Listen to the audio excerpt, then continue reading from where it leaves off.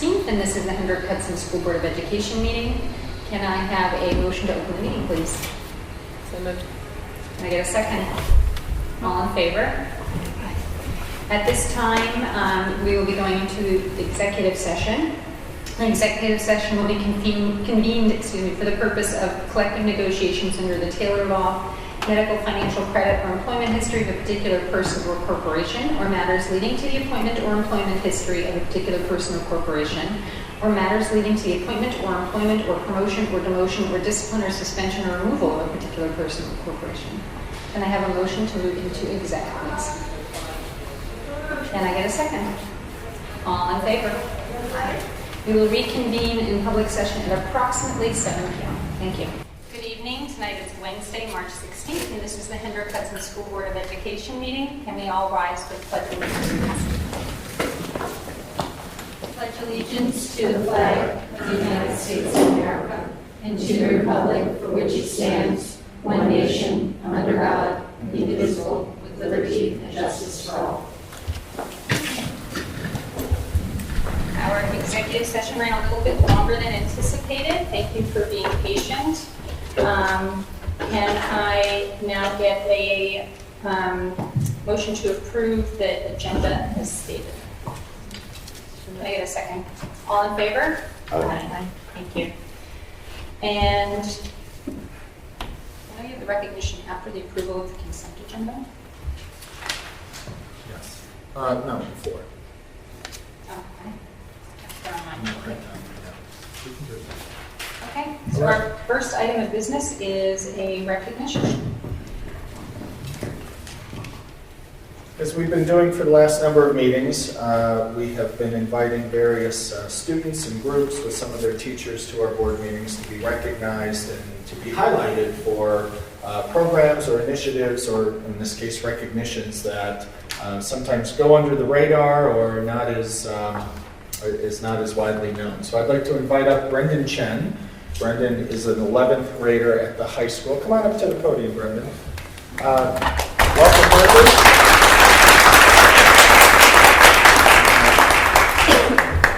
In January, Brendan had the opportunity to perform a piano piece at Carnegie Hall.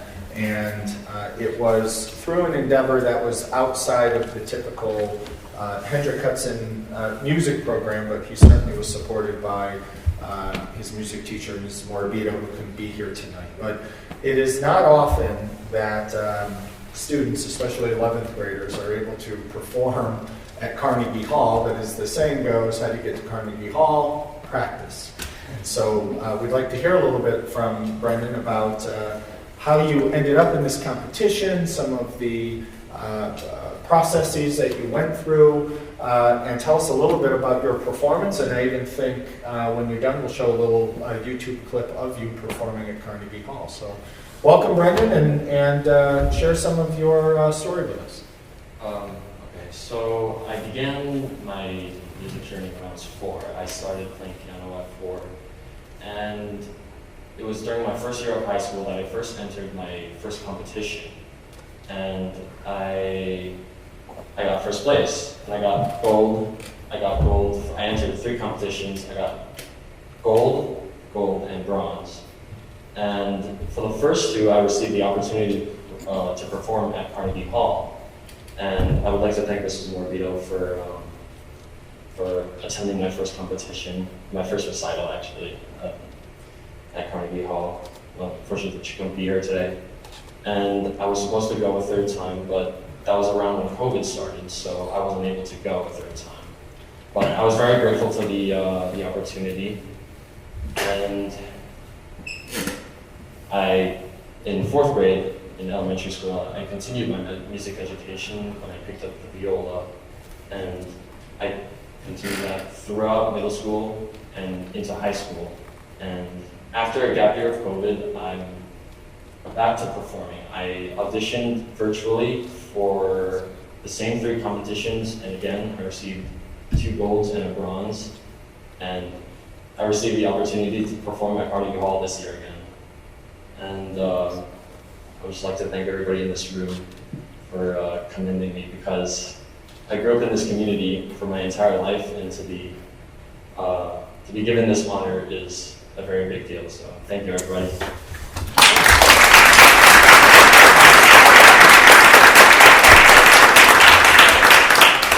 We're going to show the YouTube clip. This was my audition tape. This was your audition tape. And tell us, give us a quick little background, and then we'll listen to a little bit. I recorded this in my house, and I sent this virtually to the free competitions I was applying for. That's it. What piece are you playing? Oh, I'm playing Chopin's Etude, Opus 10, number 4. No, number 3. Thank you. So let's give it a minute. My name is Brendan Chen, and I'll be performing Chopin's Etude, Opus 10, number 3.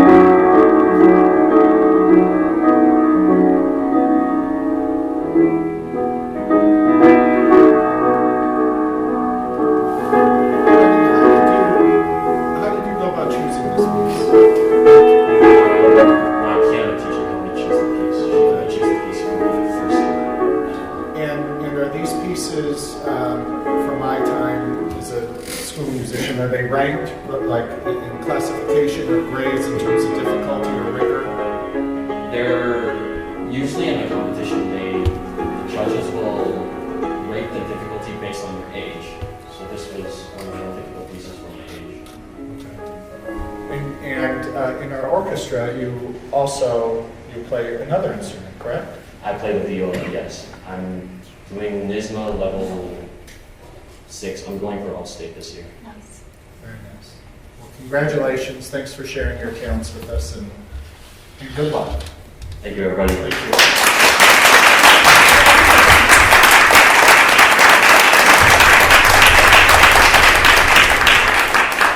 Did you have a question for Brendan?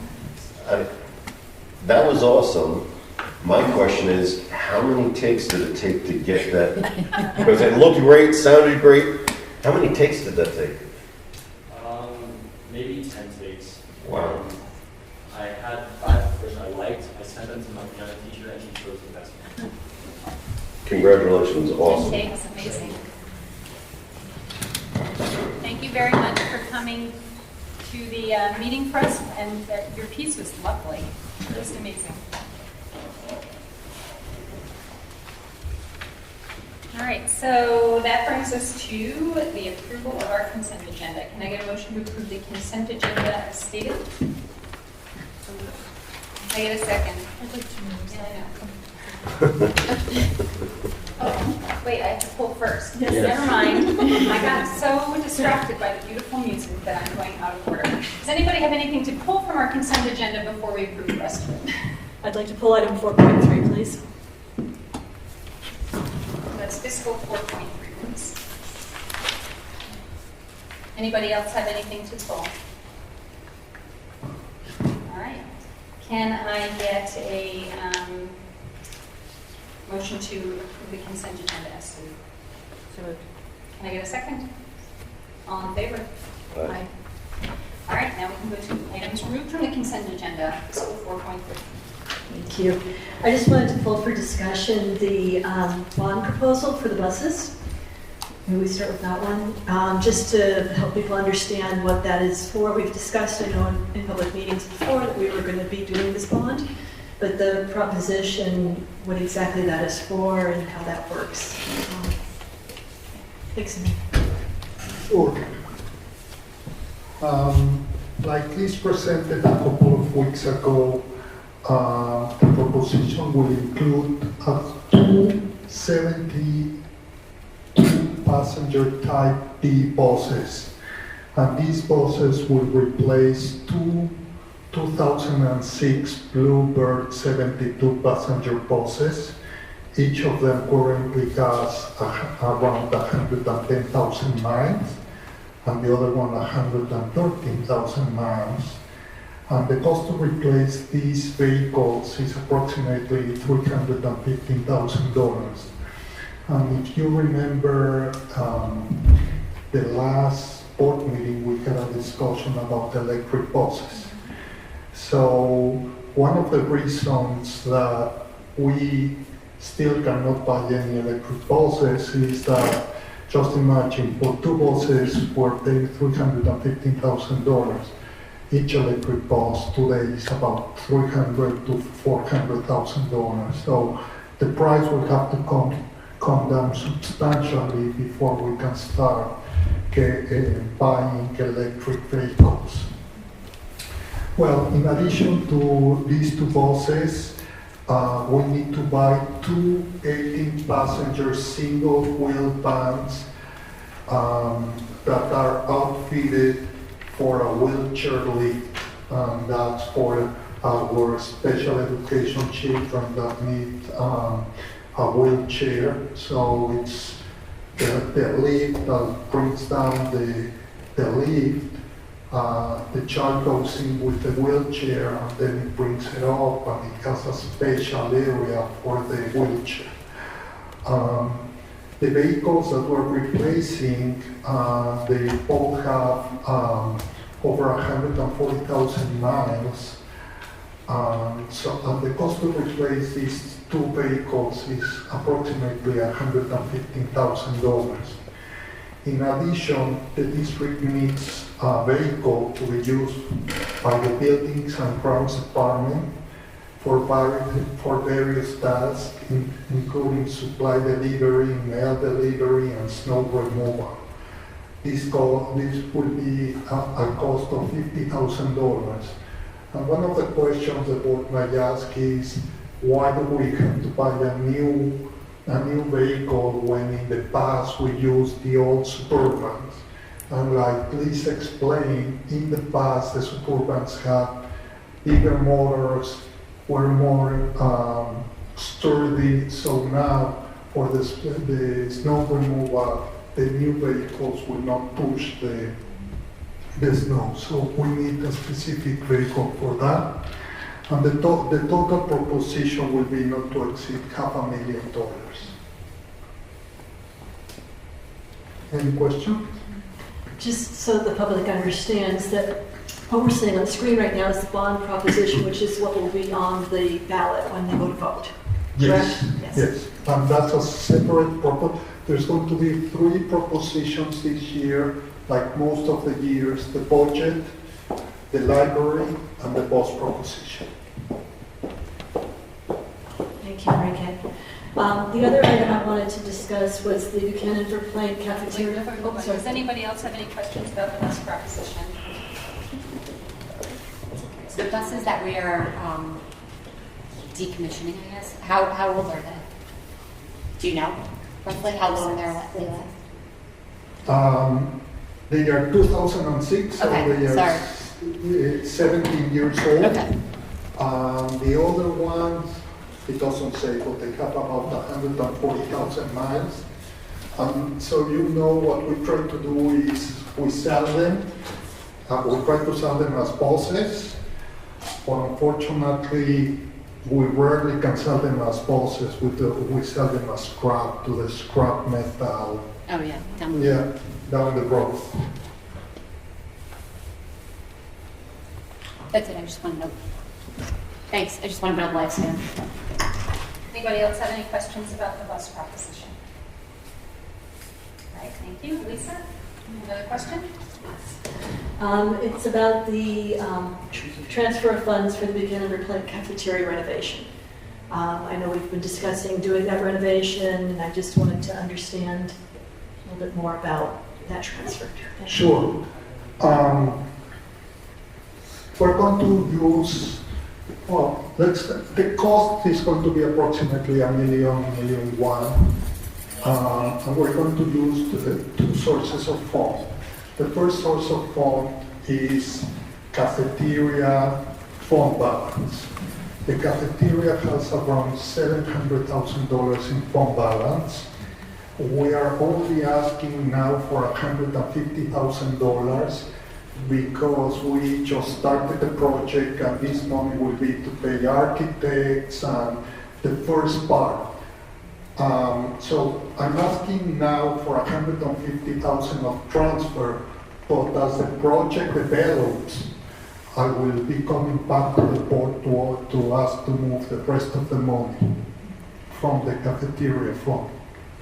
The second source for the project, if you remember, I mentioned that we have a new line item in our general fund budget that is capital project, and I'm asking for $150,000 and another $150,000 next year.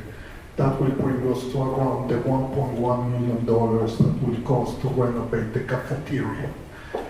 It is important to mention that because in order for that money to be aidable, we need to tell the community that $150,000 is going for a capital project. So every time we talk about the cafeteria capital project, I will mention the source of funds. So if anyone disputes that, it was very clear to the community that they were voting for $150,000 for the cafeteria project. Thank you. Any other questions about this item? Any other questions from Fiscal 4.3? Can I get a motion to approve Fiscal 4.3? Second. All in favor? Aye. Thank you very much. We have a second item that was removed from the consent agenda, and that is a donation. It's a donation for the Margaret McQuarrie, Scholarship Fund. The district has received a donation totaling $1,500 for the Margaret McQuarrie Scholarship Fund. Joe, can you tell us a little bit about this? I'm not entirely sure. I think this might be one of our newer ones that a community member reached out to the high school on. I'll have to report back. Thank you very, very much for that generous donation and for the scholarship fund. Can I get a motion to approve this donation, please? Can I get a second? All in favor? Right. Thank you. Which will bring us to our superintendent's report. A couple updates. We've invited some of our staff to share some of their work, given their roles and responsibilities in our organization as we transition to implementing the Princeton plan. So I'll invite up Abby Polito. Abby is our, at this present moment, our lone school counselor committed to all of our elementary students. She is hopeful, as is the rest of us, that she may find a partner next year, which a second school counselor for the elementary students is in the budget. But as we go through our budget process and the public determines the fate of our budget, Abby is responsible for working with our staff and her colleagues in the mental health division, trying to support and get the students ready for a transition. For those of you who have elementary students, you have heard by now, you've I'm sure received the email, and hopefully you've sent back the permission slip for your child to go visit their prospective school next year. I believe that earlier this week, all of the BB students who will be going to a different school have done that. And next week, students from Frank G will visit their prospective schools, as will Furnace Woods. That's an important step in acclimating students and getting them to see their new surroundings and engage with their new principal and try to figure out where things are. But what Abby is doing, both very publicly and in small groups or in classrooms or with individual students, is also as important. So Abby, if you could just walk us through briefly what you've been up to and how you're supporting students as we get ready for this change. Okay, thanks for having me tonight. I'm going to be talking a little bit about what's happened at each of the schools as well as what the mental health team is doing. So right now, just what's happening right now is there are ongoing events celebrating at each of the schools, and that looks a little different for each school. And those celebrations are just to kind of say goodbye to the current format that we have, starting new. So for example, at Furnace Woods, each month there's a theme. We did a planting of bulbs as 1 month, and so that's something that will come back each time. Or at BB, we have an important anniversary coming up, so there's a lot of sharing on that as well. I know the principals have also been committed to helping the staff kind of say goodbye and creating some different gatherings, and again, that looks different at each building. Furnace Woods, we just had a gathering a couple weeks ago in the library, just a nice social time for the staff to connect. I know Ms. Tracy at FGL is having a staff gathering that she's planning for the spring, and she's really excited about as well. I have presented at a few of the PTA meetings just to help support parents and students who might be experiencing any kind of stressors or anxiety. And so that occurred in October and January. We're also tailoring our PBIS program. So our PBIS program is different at each school, and as our mascot is different at each school. So where one might be owl and eagle and sailor, we are looking to make sure that we are taking all 3 schools and bringing them together. So we want to make sure that our PBIS program uses language that is going to be consistent through all 3 buildings. So the principals are hard at work making sure that we're tailoring those expectations to be the same at each building, as well as using that common language. The kids don't have to relearn something every 2 years. And I believe we start that in December, and that is ongoing. Last month, the PBS department presented to families who have students who are receiving services for special education, and the department, along with some related services providers like mental health, speech, things like that, talked about what the different programs were going to be in each building. With the changes, some parents had some questions about, am I still going to get OT there, or my child going to get PT here? So we had that smaller group presentation in February to present on the various programs in each building. The principals have already started visiting all the classes last month. they completed that. So they just wanted to do the first hello, is popping into the classroom, saying hello, letting the students get a face with a name. And then myself and my mental health colleagues have just kind of supported any students who have expressed anxiety or concern about what's happening, or parents have reached out and said, hey, you know, my son or daughter is a little nervous about this, could you touch base? So that's kind of an ongoing thing that's been happening, as well as parents in the same position. Some parents are also who might be feeling a little bit anxious. I know our principals have been great about talking to them, and myself and colleagues as well. On the next slide, I'm talking about what's coming up for us. And I'm just double checking here. Okay, so in the winter and the spring, we had started the Pen Pal project, which any of you who have elementary students might know that they are writing to students in other buildings and kind of getting to know someone that they're going to connect with next year as they're going to be in the same building, finding out what's your favorite thing about the school, and different things like that, making it an exciting project for them. The students, as Mr. Huckrider said, have started to visit new schools, and that has been going on this week. I was with Dr. Kramer when she was helping some of our fourth graders be ambassadors. I had a little sheet to welcome them, what are the important things for a tour, so that they start to make connections. And so that is ongoing right now, making sure that the kids are touring each building, and then the new principal of that building is meeting them there as well. For myself, in the spring, I'm doing some additional lessons on coping strategies and what to do if we're feeling anxiety. It's some of the work that I do often in small groups, but I'm going to make sure that it happens in each of our 53 classrooms.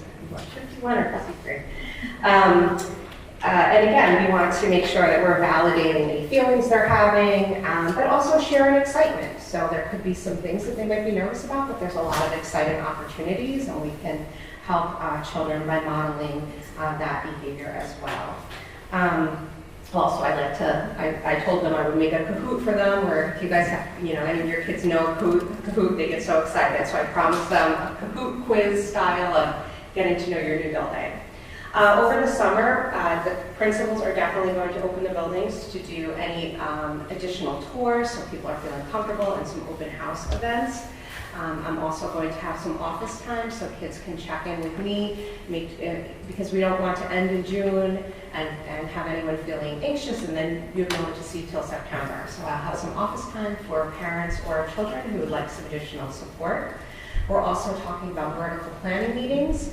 That way, if a child has some kind of service, let's say they're getting speech, in second grade, we want to make sure that the related service providers are having conversations with each other across the building so that that information is being carried up each year. Same thing with nurses, medical issues, things like that. We want to make sure that it's a cohesive planning upwards in that vertical planning.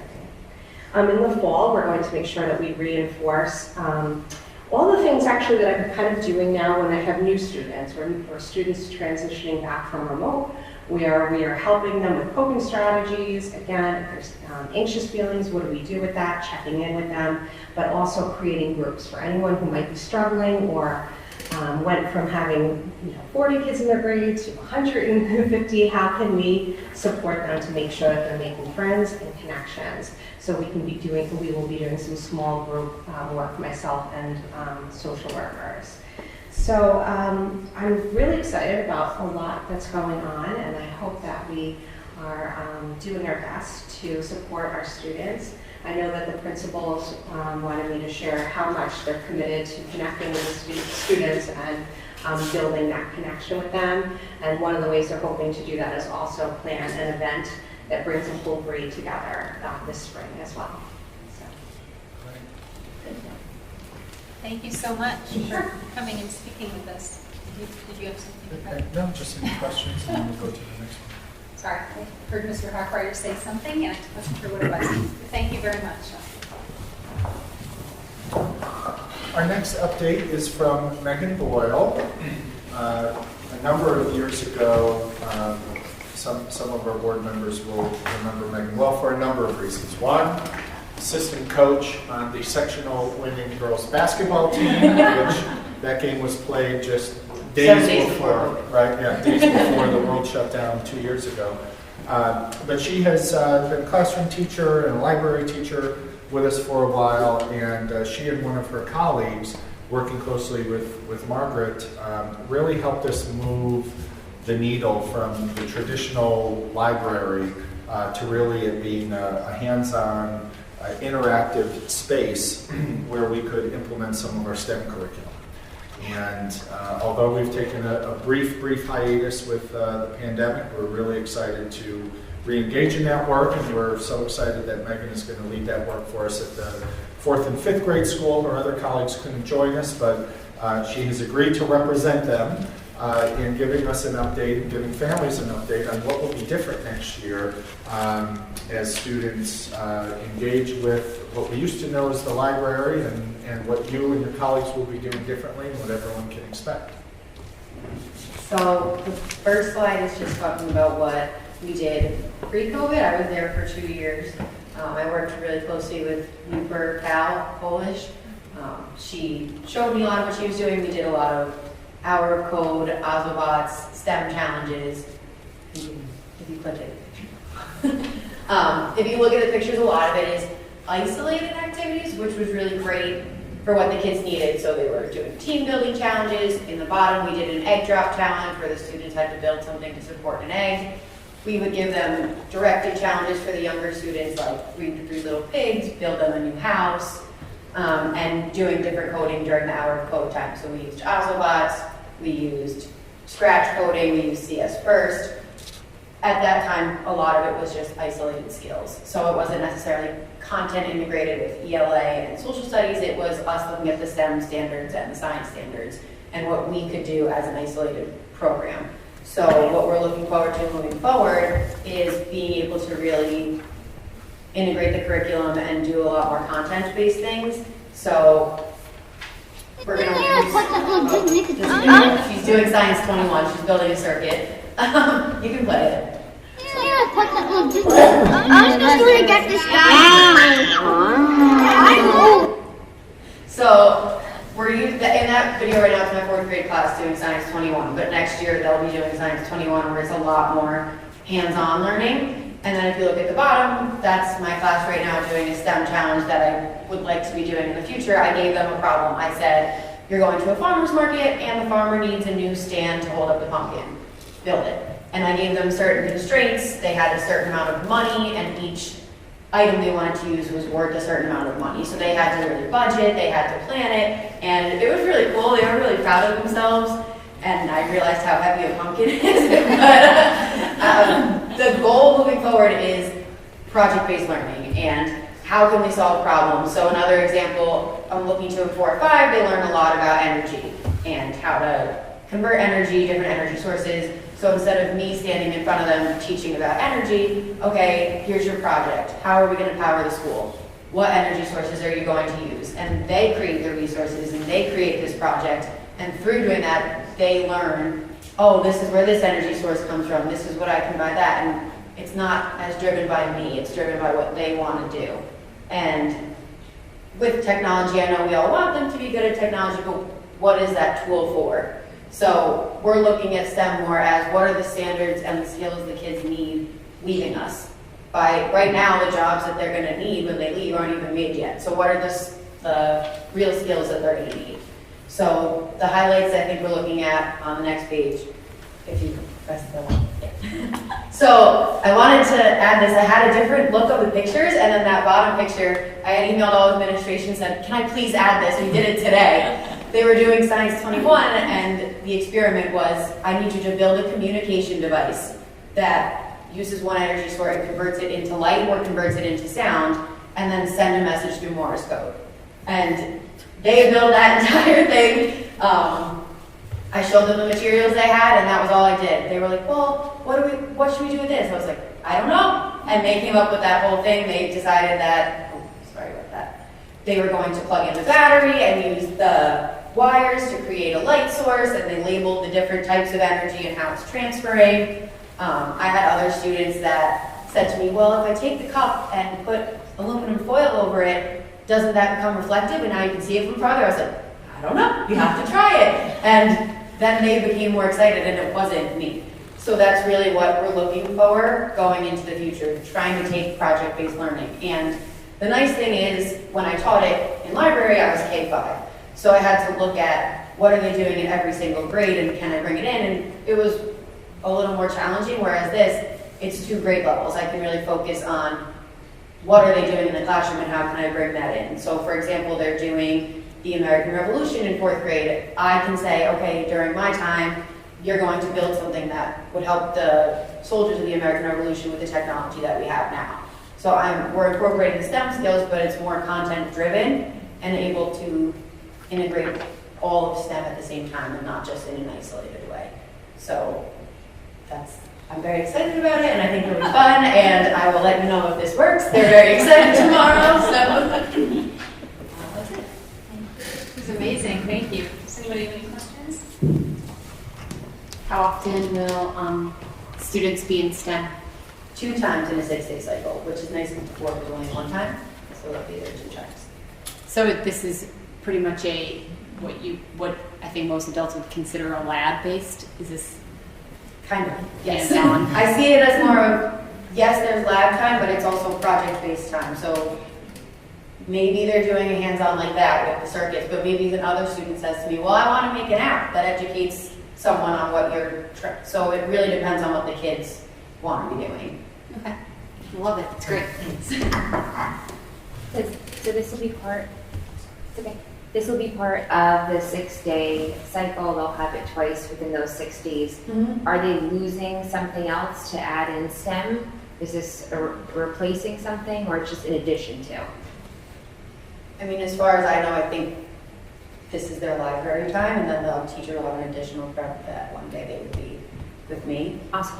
My eventual hope is to do more of like a push-in, like if I have a free period, I can come too, and we can really integrate it together because it shouldn't just be time with me. This is stuff they should be doing all the time. Awesome. Thank you.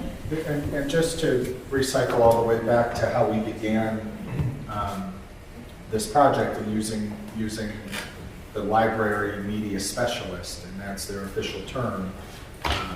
We looked at the standards of what students need to learn. We looked at the job description of what we would know as a librarian, and 2 things. One, that has become a really outdated field, traditional library. And we wanted to accentuate the learning standards that were around STEM that's in the New York State curriculum and match that with what the expectations are today of elementary teachers of teaching, next-gen science, Science 21, so on and so forth. So it was a perfect marriage, which I think we started this year, 2 years before COVID, so around 2018. Mm-hmm. What students will experience is they'll see Megan or her colleagues both in a push-in or come to the lab, come to the library. Over the last number of years, we've made some adjustments and we'll continue to make that more of a lab sense. But on the other end, for folks who are wondering, well, what do we do with books and computers and any artifacts of a traditional library? These folks and Margaret have been working with the regional library associate, I don't know his name, at BOCES, to help us make sure that our reading inventory is where it should be, to make sure that books are going to be moved so that every child will still have the opportunity multiple times a week to go do book exchange, do research on their own, so on and so forth. It's just moving a little more of the core instruction to exactly what Megan had said, and using that time and space a little more uniquely than we had in the past. That was my question. It was about, I love this program, but as the daughter of a school librarian, there's something to say for that time that a student goes in and gets to browse through books. Mm-hmm. And I just want to make sure that we're not losing that function of letting children explore and learn that way. Yep. So that will still be there. Yeah, and our head librarian or librarian leader in the district has been working with us and with BOCES on that to make sure that each of the schools have relevant material, and not just for 4th and 5th grade, but the library at Furnace Woods is now going to have materials from 6th, 7th, and 8th grade for students who need, who want to go deeper, faster, or more rigorous. But that absolutely will remain part of the program. We wanted to remind people that we haven't forgotten about the project we started, and now being organized this way next year, we'll be able to actually go a little bit deeper, because instead of Megan working with 6 different grade levels of teachers, she's going to work with 2. Thank you. And be part of that curriculum experience. Anybody else have any questions?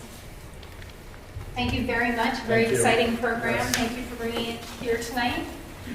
And especially appropriate since we have our library budget that's being presented tonight. So, but before that, we have our pre-K. Yes, our last update is around pre-K.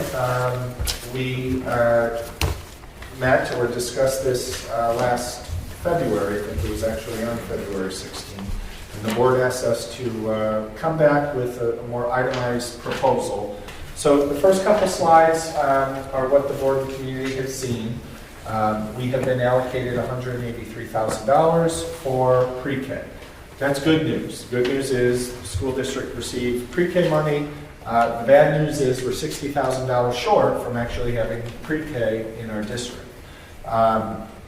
So while we have been advocating for more pre-K funds, we've been advocating for the formula to not be statewide, but to be specific to our region for cost of living purposes. We believe that our lawmakers have heard us. In fact, in the one House budget that the Senate and that the Assembly proposes, they're actually proposed more pre-K funding. What we don't know is whether that will even out the formula or if that's just more money at the existing formula. So we will not know any of that until the governor, the Assembly, and the Senate has a budget. Hopefully they'll have a budget on time, which will be by the end of this month. And maybe we will not need $60,000 additional district money to do this. But right now we've got to move forward based on what we know, and this is the best information we have at the moment. What we also know is, as I said, the formula is statewide.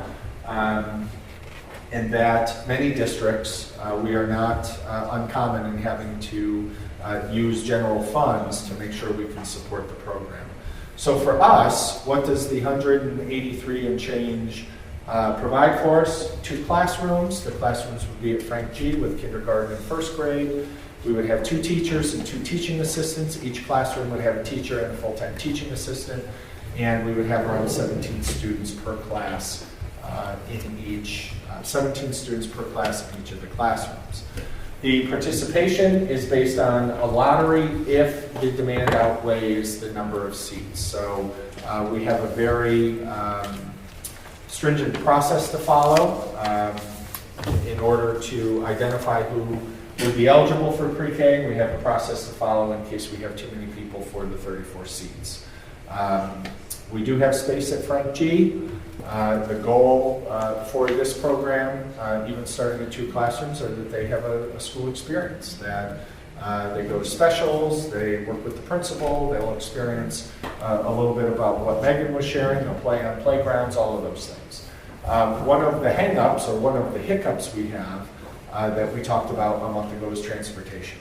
And our recommendation is that if we move forward with this program, knowing that we are really in a time crunch to notify parents and certainly notify staff and get this program up and running, our recommendation would be to not provide transportation in the first year, but to evaluate that in the out years, because there are a lot of considerations we would need to take into account, and those considerations would have a budget implication beyond what we currently have right now. For example, car seats, monitors, would it be a separate bus run for pre-K, so on and so forth. So while we work out those questions and answers, we didn't want that to hold up the opportunity for parents at home that they might be able to send their 4-year-old to our school next year. And transportation is not, A, it's not mandated, and B, it's not all that common. There are many school districts around us that have pre-K that do not transport for myriad of reasons, and some of the ones I just shared. So starting small, starting with 2 classrooms, with the caveat that families need to transport their children, is not an uncommon way to dip our toe in the water. So in terms of the expenses, this is it. The $183,000 is what we'll receive from the state. as we talked a month ago, we need to find a collaborator that is eligible for at least 10% of those funds. So the district will receive $165,000. We budget 2 teachers at $80,000. We have teaching assistants already in the budget as a carryover from our existing elementary model. And then we need to, as Margaret alluded to a month ago, those classrooms may need specific furniture and certainly supplies. We need curriculum, workbooks, disposables, all of those things, totaling $65,000. So between the district allocation of the $165,000 and $60,000 local, we'll be able to cover our expenses. Depending on, again, how the budget plays out between the Assembly, Senate, and the Executive, the Governor, we may receive more funds. Any more pre-K funds would reduce the $60,000 that we would contribute. It actually would go into that calculation of the 183 or the 165. I know that one of the top questions that Margaret receives from incoming parents or folks who are considering moving here is pre-K. And as of today, I think we're one of the only districts in this part of the county that doesn't have it yet. And we're very fortunate and appreciative that our lawmakers have included this in our foundation aid. We wish it was a little bit more, but we also know that we have many students that are coming into our district over the last number of years in kindergarten that have some needs, and pre-K is an opportunity to start a little bit earlier and help kids at 4 years old rather than wait for 5. So if, certainly, I know we'll have some questions, but if we have consensus, really what we would need is the board to give us direction to move forward, because we would need to do very significant parent outreach, we need to identify the staff, and this is the time when families of young children are planning childcare for next year and figuring out, what their routines will be. Questions? Phil?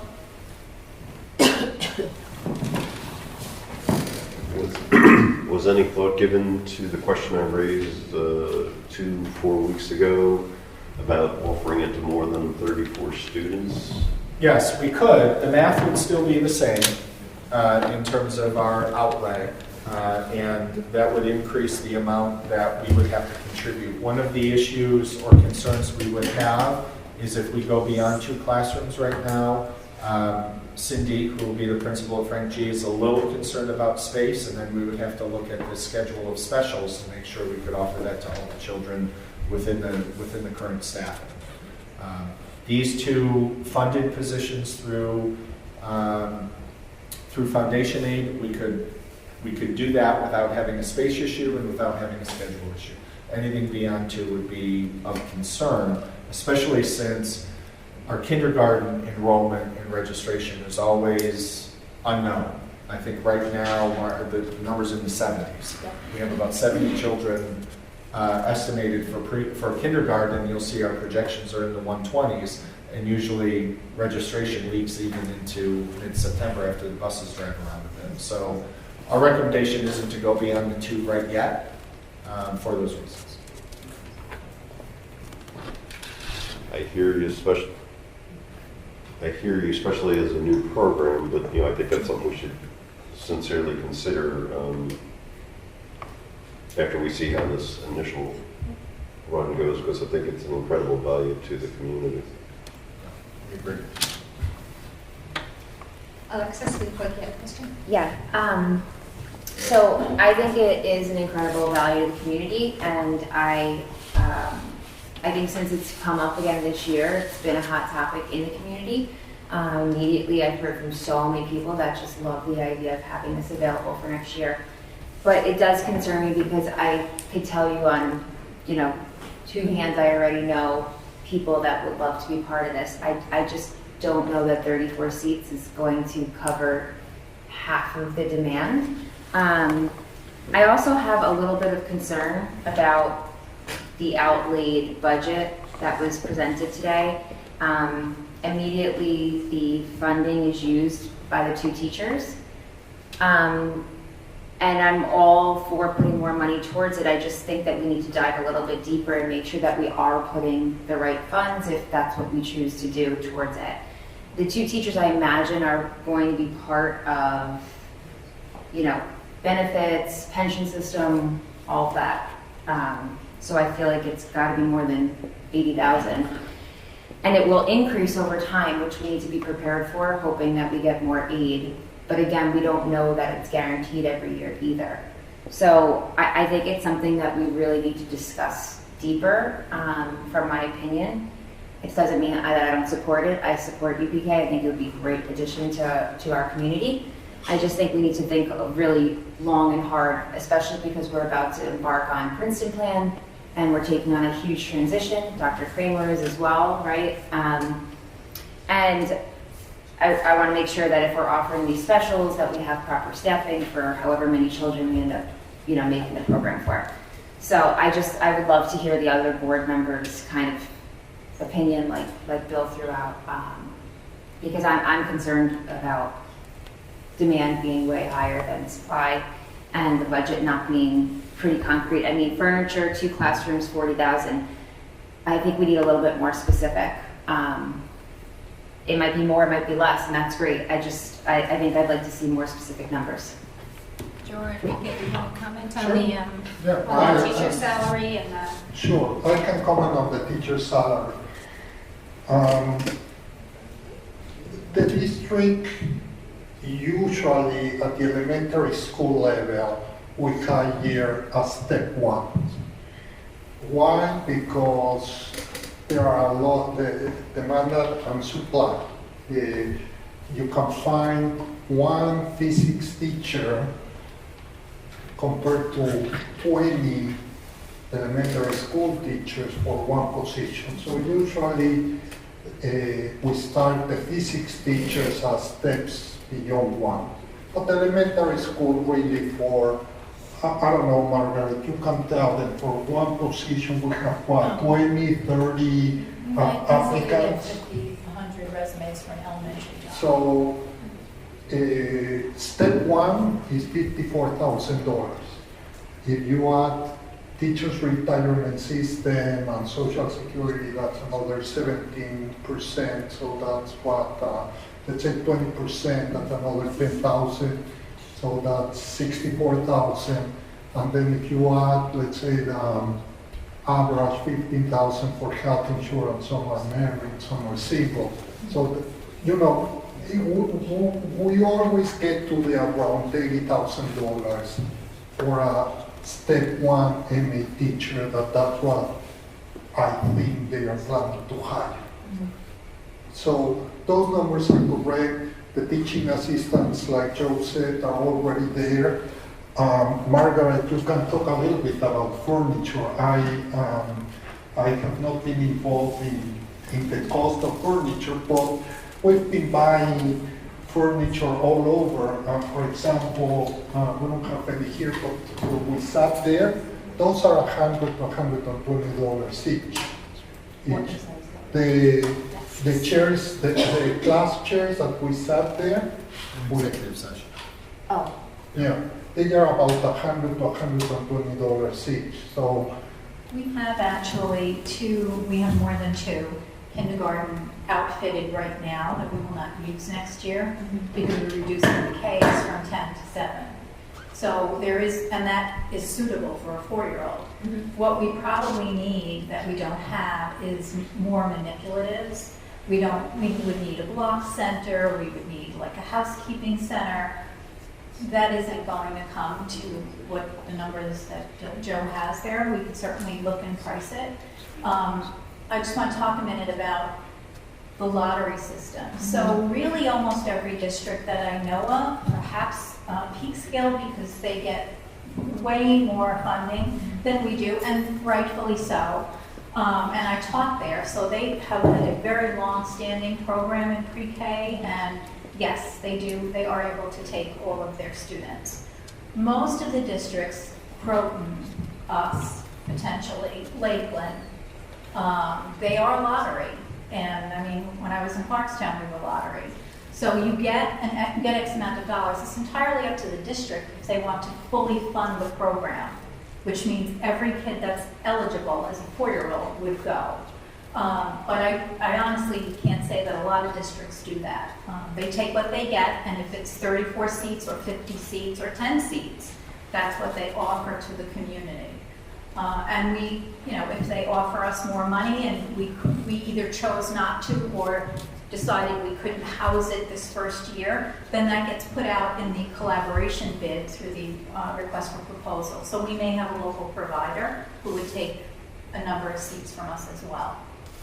Is the lottery a percentage, like in comparison to, like, so we have 125 on average kindergartners.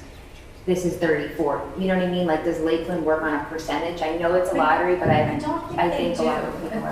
And they're pulling their lottery like this week or next. And they also do it different. They don't do the full day. It's either or. They seem to have a split program, which Yeah. I find interesting. I'm not really sure the nitty gritty of it, but they do not have seats for every student in the district. So they also run a lottery. As a matter of fact, I remember them telling my son, put down that you want both AM and PM, because some people will only put AM and they may get shut out if that particular time frame is filled. So, again, if we do get extra money through the bill that's working its way through the legislature, it would be wonderful to say that we had an opportunity for more seats. I think we would say 34, 17. So there's a cap also in pre-K. You have 17 with a teacher and a TA. If you go one student over that, you need another teaching assistant. So, but there are requirements that we have to meet, and so do the institutions we would collaborate with. That was part of the problem last year. A lot of the private setups did not want to spend the money to particularly have the level of insurance that was required by New York State. They had trouble finding teaching staff that were certified. They also have to have that on site. So there's still, there's a lot of possibility, again, depending on what level of funding there is that comes down. We could potentially get another 10 seats and then say to a collaborator, would you take 14 kids? Because we are required to give them a minimum of 10%. The reason why I think demand is going to be so high is because the last 2 years with COVID, everyone's working from home. Oh, I can run my kid to and from preschool. Joe was not kidding when he said, for a few years now, not just this year, that has been the number one question when people call to say, I'm looking for a house, do you have UPK? And the reason for that is because the city has UPK. Everybody that's moving up here already has their kid in a program. So they want to move someplace where that's continued or offered for their next children. But a lot of our current residents, I know I have a couple of parents who call me regularly, and I tell them, keep calling, watch the board meeting, to see if it's possible that this will be an opportunity for them. Joe was right also, that a parent I just spoke with, his child is in a pre-K, is in a program right now, and I said, so if I were you, I would re-register her where you are, and then wait and see what happens with whether we approve it, and then whether you get in the lottery. At least she'll have a seat someplace else if this doesn't work. So, it's an exciting opportunity, but, clearly an opportunity that you have to give us direction to follow through on. Thank you. Jen? What happens if a collaborator, what qualifies for, I think we already talked about last year what qualifies for a collaborator, but what if none of the local preschools still don't qualify for a collaborator? What happens? If they don't, then that 10% comes back to us. Okay. And then when we say teaching assistants that are we already have them, does that mean we have extra TAs that are in K1 building or anticipate being K1 building? We would assign them to the K1 building for pre-K. Okay. So we have enough staff and it won't short. For TAs. Okay. Thank you.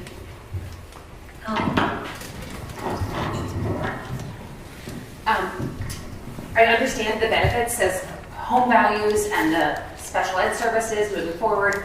My biggest hesitation is that we're in the middle of two major projects as a district. Between Princeton Plan and the strategic plan, I don't know if we have the bandwidth to take on a third major initiative. And that's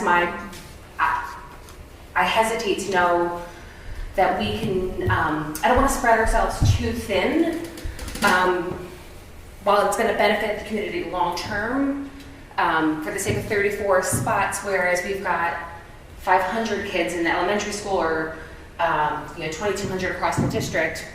We're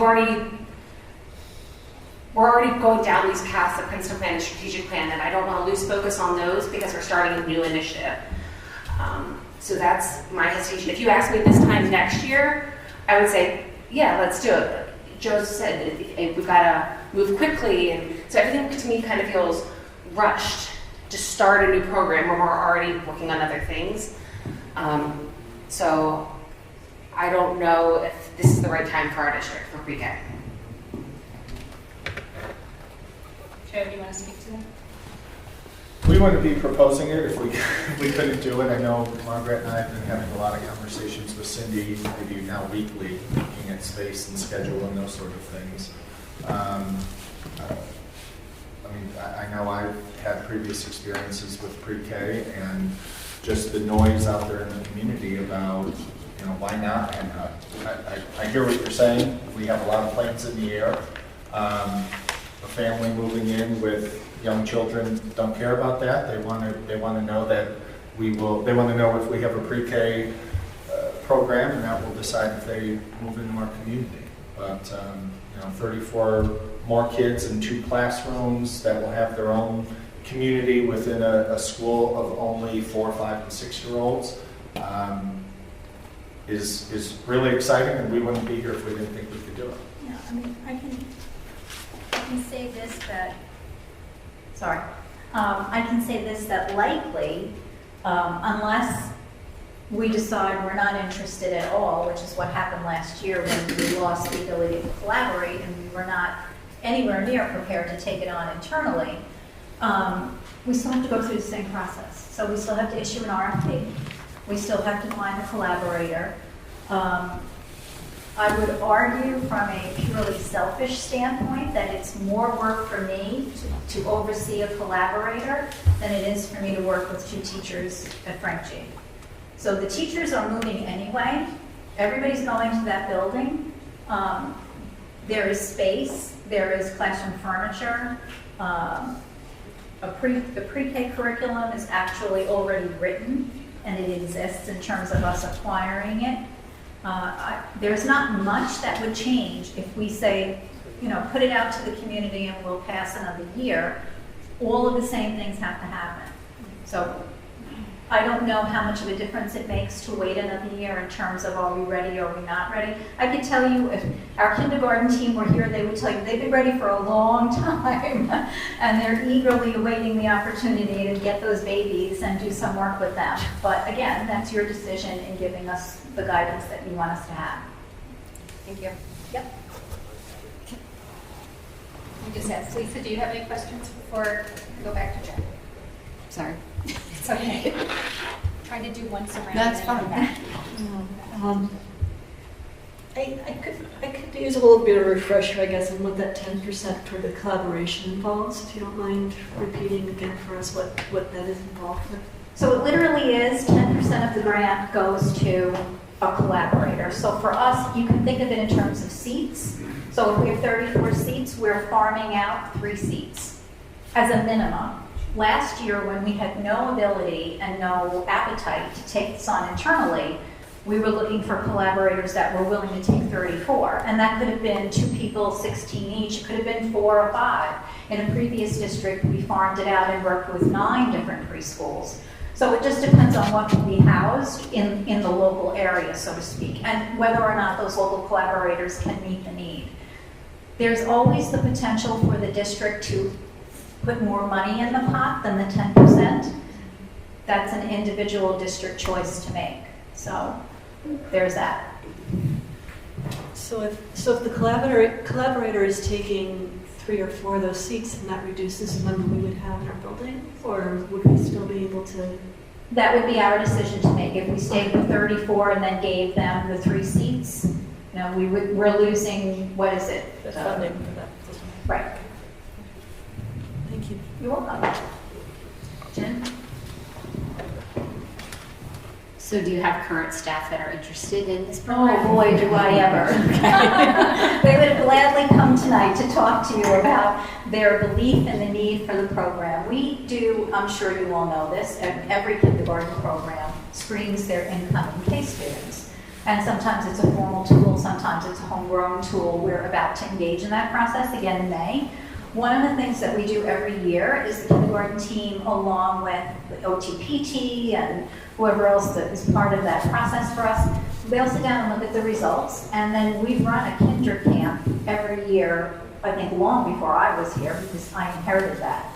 The purpose of it is just to provide a 3-week before school opens kind of intro to, hey guys, this is school, you know, they may not have had a pre-K experience, and so this is what it will feel like to come to kindergarten this year. There's not a lot that can happen in 3 weeks outside of making kids comfortable, coming to a bigger building, etc. But we still experience a good number of our incoming kindergarten students who have no pre-K background at all. So there are kids who have varying degrees of preschool. There's a more formal preschool setting. There's some that is more of a daycare experience. And then there's a lot of kids who are home with maybe grandma or mom and not having a school setting, still learning something, but those are very different experiences on a continuum. And so, we try very hard to, so it's the youngest children are always the biggest gaps from one another in terms of learning opportunity. So, if we can at all try to close those gaps, the earlier the better, is what we would say. Anybody else have any questions? So do we need to make a decision on this tonight? I think the earlier the better, right? We can sure, discuss yeah, this for a few just weeks. for parents' sake and staffing and, yes. All right, so I've heard there's some pros and some cons. There are some concerns. Do I need to make an actual resolution or I think we just straw poll? I think a straw poll and. I didn't have a question, but maybe a comment if we're going to do a straw poll, more comment mostly, I hear you on, is it the perfect time to do it? Maybe not, but I have several thoughts on that. One, it would have been great to do this a long time ago. And two, this is going to be funded right now 75% by state aid, so we're going to be leaving the money on the table. And sometimes when you're making a lot of transition, to add this in, it's almost like Joe adding, okay, we got more kids in the first grade, we got to add 2 classes. It's a little different than that, but I'm sure as educators, it's not outside their realm of, something totally new. It sounds like Margaret has dealt with this in the past. So I'm confident that they'll get through it, and to leave the money on the table for something that we could really benefit from, I'd like to see it happen sooner rather than later. I agree with you. There's no great, this isn't a great time, but at the same time, that's how things go in life. A lot of times it's not an easy time, but life goes on and we need to move forward. Can't keep pushing off, or you find out it's 20 years later again and we haven't done it. That's just my thought.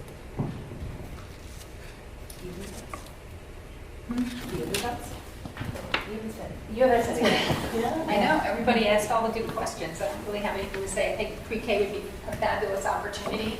We've been talking about this for a very long time. Those of us who've been on board have been talking about it for a very, very long time. So I would be in favor of moving ahead next year. But I need to know how the rest of you guys feel. So, all in favor? Want more discussion? I was not prepared to vote on this, to be totally transparent. I'm very anxious about Princeton Plan. I'm a young mom, and I don't think that I can do this right now. I think I need to see a year of smooth transition.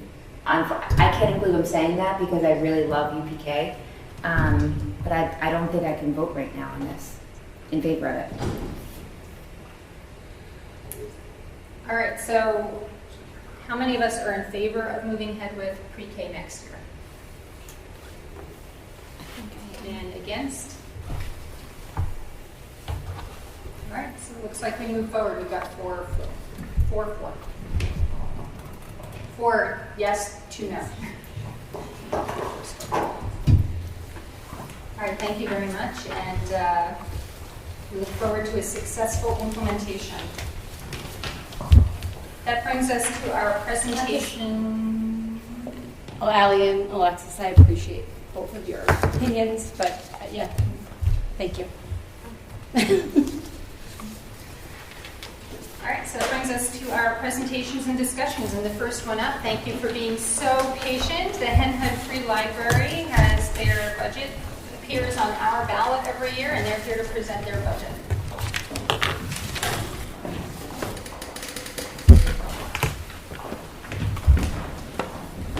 You folks have a lot on your plate. We're privileged to actually be flies on the wall. Anyway, President Abraham, Mr. Hochreiter, members of the board and administrators. My name is Phil Brandon. I am president of the Board of Trustees of the Hendrick Hudson Free Library, and I'm here tonight along with Library Director Jill Davis, who you probably know, as well as fellow board members Kevin Quigley, Amy Trudell, and Cindy Knapp. We are here to present our proposed budget for fiscal 2022-2023 and request that it be included as a proposition on the ballot presented to the public on May 17, 2022. Our mission is to be the community destination for social, cultural, and lifelong learning for those of all ages and stages. It says it right there on our website. We see it every day. Since the beginning of the global pandemic, your library has worked hard to provide the services and programs everyone depends on, including access to books, periodicals, movies, music, and art exhibits, plus a wide range of programs, virtual when necessary, and a growing list of services. The public health crisis has made delivering on those promises difficult. The change of the pilot fund will make it even harder. Despite these obstacles, we always strive to be more and do more for more of our patrons. We describe the effort to deliver more than you expect of a library as beyond words. For example, did you know you can apply for or renew your passport at the library? Need a document notarized? Notary Public Service is available. You can purchase your Easy Pass at the library. You can reserve family museum passes for places including Storm King Art Center, the Museum of Natural History, and the Metropolitan Museum of Art, as well as a number of other area museums and institutions. Patrons can reserve a private work-study space or a larger conference room. We have Fire Sticks you can check out to access streaming services. There is a projector and screen or a GoPro video camera available, even a popcorn machine. So, that said, your library must always be safe, secure, and comfortable. Though often logistically difficult, necessary maintenance and infrastructure upgrades have continued to be performed. These include replacing the hot water heater and boilers, very sexy, repairing and replacing all sidewalks and walkways, installing outdoor Wi-Fi units, repairs to the sprinkler system, creation of a patio for outdoor programs, installation of additional security cameras. And then we have 2 projects that are in the planning stages right now. One, building a pergola, which is a roofed open-air structure for outdoor programs and events. Rain or shine. We are exploring the addition of an electric vehicle charging station to further our strategic goal of being a leader in sustainability. Over the past year, the library continued to offer programs directed at all ages and interests. In 2021, 587 programs were offered, attended by over 7,500 patrons. Our children's department offered 306 programs with 3,128 in attendance. Our adult and teen services held 281 programs with 4,405 attendees. About 50% of all these programs in 2021 were either virtual or held outdoors. This included programs held on the front lawn, like our very popular coffee house concerts, in case you've ever been to one, our end-of-life book collection, which allowed residents to bring us their old books for recycling, and the county shredding truck, which is always well received. And take note, the shredding truck will next visit on April 30th. Just in case. Cooperation is important to us. We are happy that our partnership with the school district is once again moving forward. The after-school homework help program restarted in February after a 2-year pandemic hiatus. We have begun hosting district meetings. We are pleased to have the Board of Education meeting back in our facility in April. Also in April, we'll be hosting the district art show. We will be lending our space for kindergarten screening, which with our giant tree is a lot of fun for the kids. We are constantly devising ways that we can work together to serve district residents and their families. Our doors are always open to new ideas. Seamless integration with the Westchester Library System makes the Hendrick Hudson Free Library part of a resource that extends far beyond its walls. It ensures access to a robust countywide circulation network for both physical and electronic books. It provides a high level of IT support made more affordable by economies of scale. Nurturing and growing these programs, services, and relationships will take hard work and continued support going forward. Our proposed budget for the upcoming fiscal year reflects a commitment to our mission and recognizes our responsibility to be good stewards of the public funding that we receive. In response to the challenges we all face, the Hendrick Hudson Free Library 2022-2023 budget proposal is 3.57% lower in total than the 2021-2022 budget. Keep in mind that the changing of the pilot fund contribution means an anticipated loss as of now of over $200,000 in annual revenue. This shortfall is being addressed through a combination of numerous belt-tightening measures plus the contribution of over $90,000 from the library's reserve fund. The proposed budget request includes a tax levy increase of 4.34%, which is a $50,000 increase over the 2021-2022 levy request. The average taxpayer in the town of Cortland will see an annual increase of $8.88 per thousand of assessed value, and Peekskill taxpayers will see an annual increase of $2.73 per thousand of assessed value. For the average taxpayer living in the town of Portland, this means library services will cost approximately $222 per year. And in Peekskill, that number would be $126. The past 2 years have presented once-in-a-lifetime challenges. The Hendrick Hudson Free Library has met the moment through flexibility, creativity, and dedication. We look forward to better times ahead and hope to remain the go-to resource we have always been, enhancing the lives of all.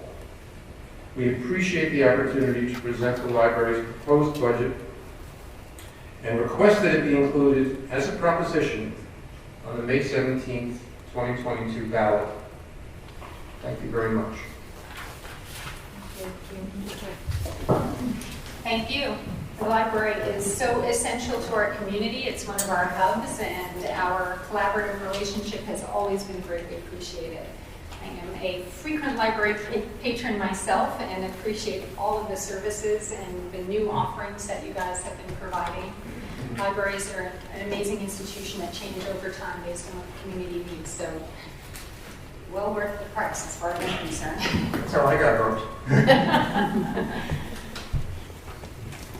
So can I have a motion to include the Hendrick Free Library proposed budget on our ballot in May? Second. All in favor? Aye. Thank you so much for coming out this evening, and we'll see you in a few weeks. Thank you very much for having me. Thank you. Thank you.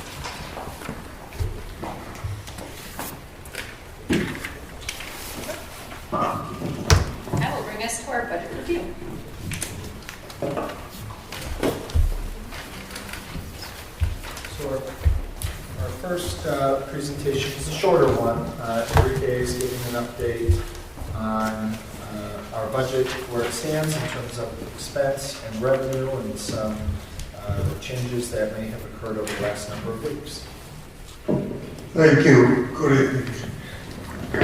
I'm so impressed with the these artists from the middle school and high school, so we really don't see the difference. Both the middle school and the high school have great art. So why don't we move on? Today is going to be very quick. It's just a budget update.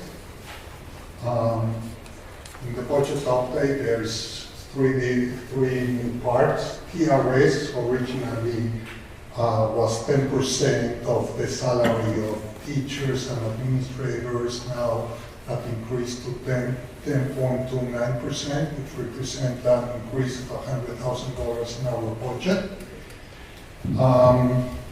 There's a reduction in the workers' comp premium. Originally, I thought that in January that we won't have enough money with the settlement with the teachers. So I asked the workers' comp to send us this year money from our excess funds. And given the fact that we settled in a favorable way, I didn't need to use that money, so I'm using it for next year. So that's a reduction of $75,000. And then third, we have one teacher in the high school that Joe told me yesterday that we don't need to replace. So instead of paying an $80,000 reduction, is the full amount, $140,000, more or less. Next.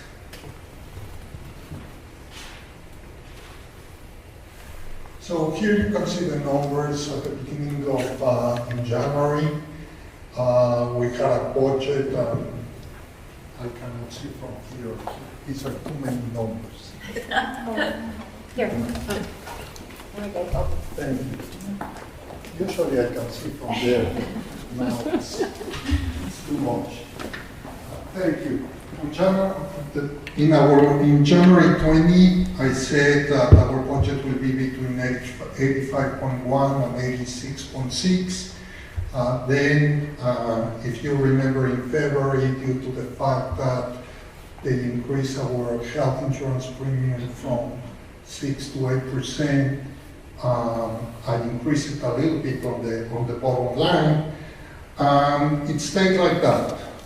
With these new numbers, we have some increases in some places and on other ones, but I still believe that our percent increase in our budget will be between 2.1 and 2.7, closer to the 2.7.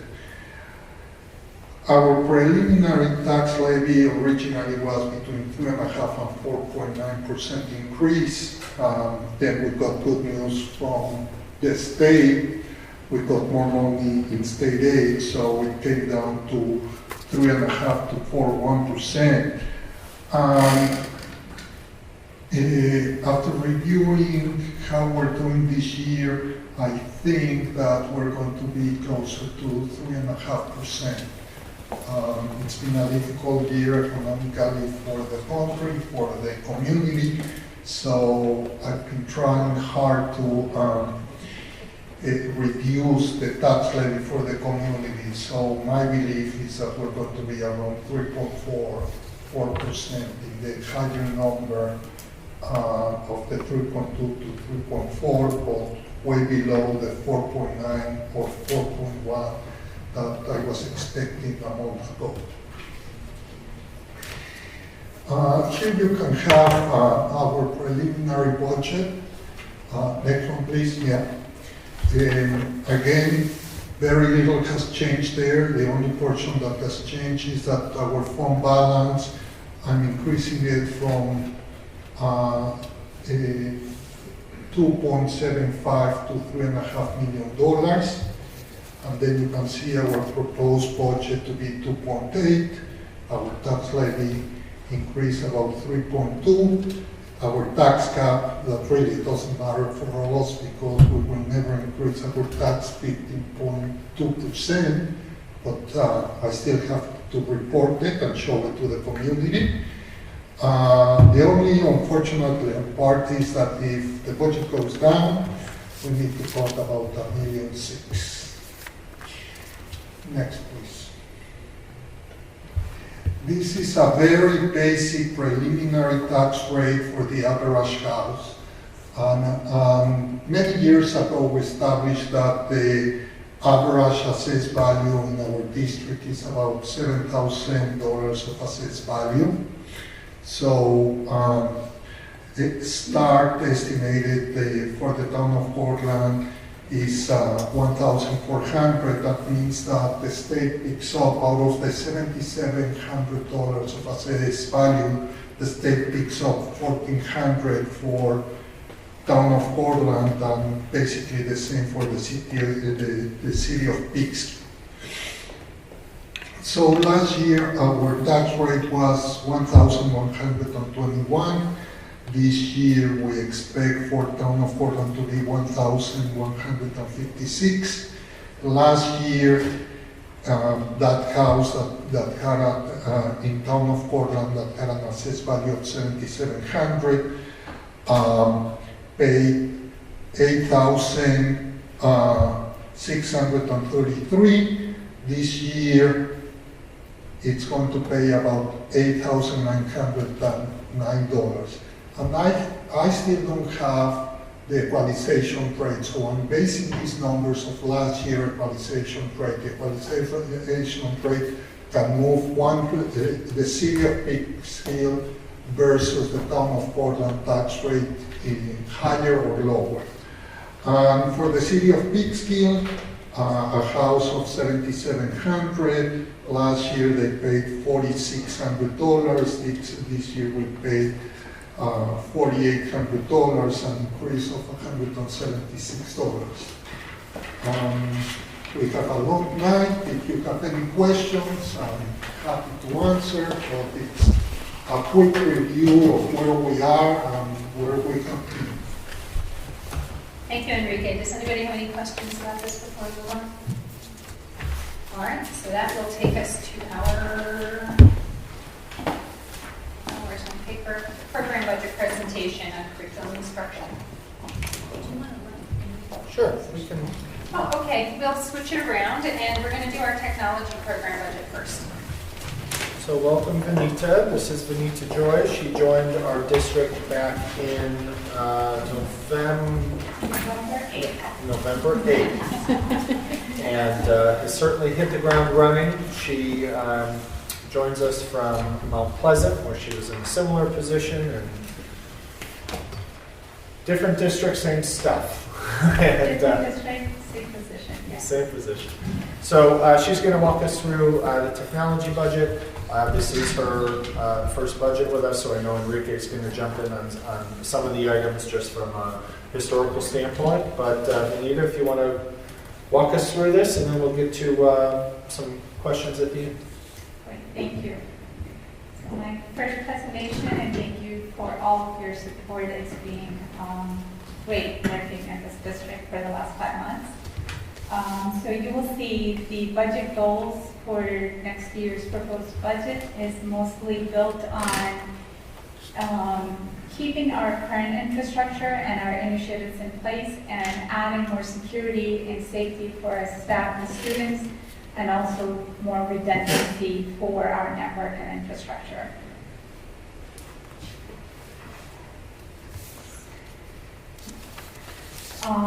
For the last 5 years, there's a snapshot of what we've been spending our lease money, or most of our technology hardware budget, and also the lease that we have every year. This summer, we're going to be concentrating on the high school teacher stations, workstations, and desktops. All of our 3 elementary schools are due for a interactive panel replacements. Our middle school, there's 2 computer labs that we still have, Project Lead the Way computer lab, and also our Photoshop computer lab. because of COVID, we've been put behind on our replacement cycle on desktops and computers in the classroom. So that's why we're doing some high school, actually all of high school, and 2 of the computer labs at the high school. The next slide, this is not something I know usually you see on the budget presentations, but I wanted to show you before COVID, or 2019-20 is when we entered the COVID year. You can see how many help desk tickets that we created compared to what we closed last year, doubled.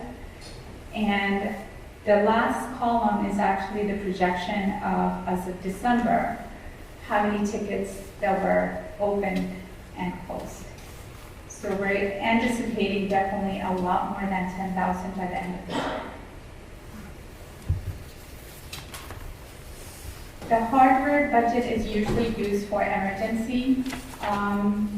For any emergencies like a smart panel going out and it's not under warranty, replacing that, or if we had a server, we had an instance this year with the UPS going out and it wasn't budgeted for. It was an emergency replacement that we had to do. Most of our planned replacements are through our lease, through the lease that we get every year. So the hardware budget is actually going down by about 20,000 because when I'm putting the lease together, I'm actually anticipating and putting a little bit buffer on building in that extra computers that we would need based on what I'm seeing on this year's budget. I'll keep going and maybe the questions could be at the end. Contractual is the biggest line item that technology has. This is where all of our contracts are. The main ones with First Light or Best Web are ISP, our phones, our fax services. The technology support staff that we have is through Edutech. So you will see that there's an increase for 1 engineer on that line item because of the help desk tickets you already saw, but at the same time we have a lot of Law 2D compliant. We have a Nist Framework that we are adopting this year, which is a national standard for cybersecurity. You've probably heard of a lot of, cyber attacks, malware, phishing attacks that are happening around our districts. So this is really to support that infrastructure and making sure our infrastructure is safe. So there is an increase of an engineer that I'm asking for. There's a lot of cybersecurity programs that we have that supports the infrastructure and the safetyness of our district, so that's also in the contractual. We have the backup and recovery line item there, our student information system, our inventory system, and our fleet of printer support is all under the contractual. So you see a little bit of an increase there because of what we are adding with the Edutech staff and also increasing our security on our infrastructure.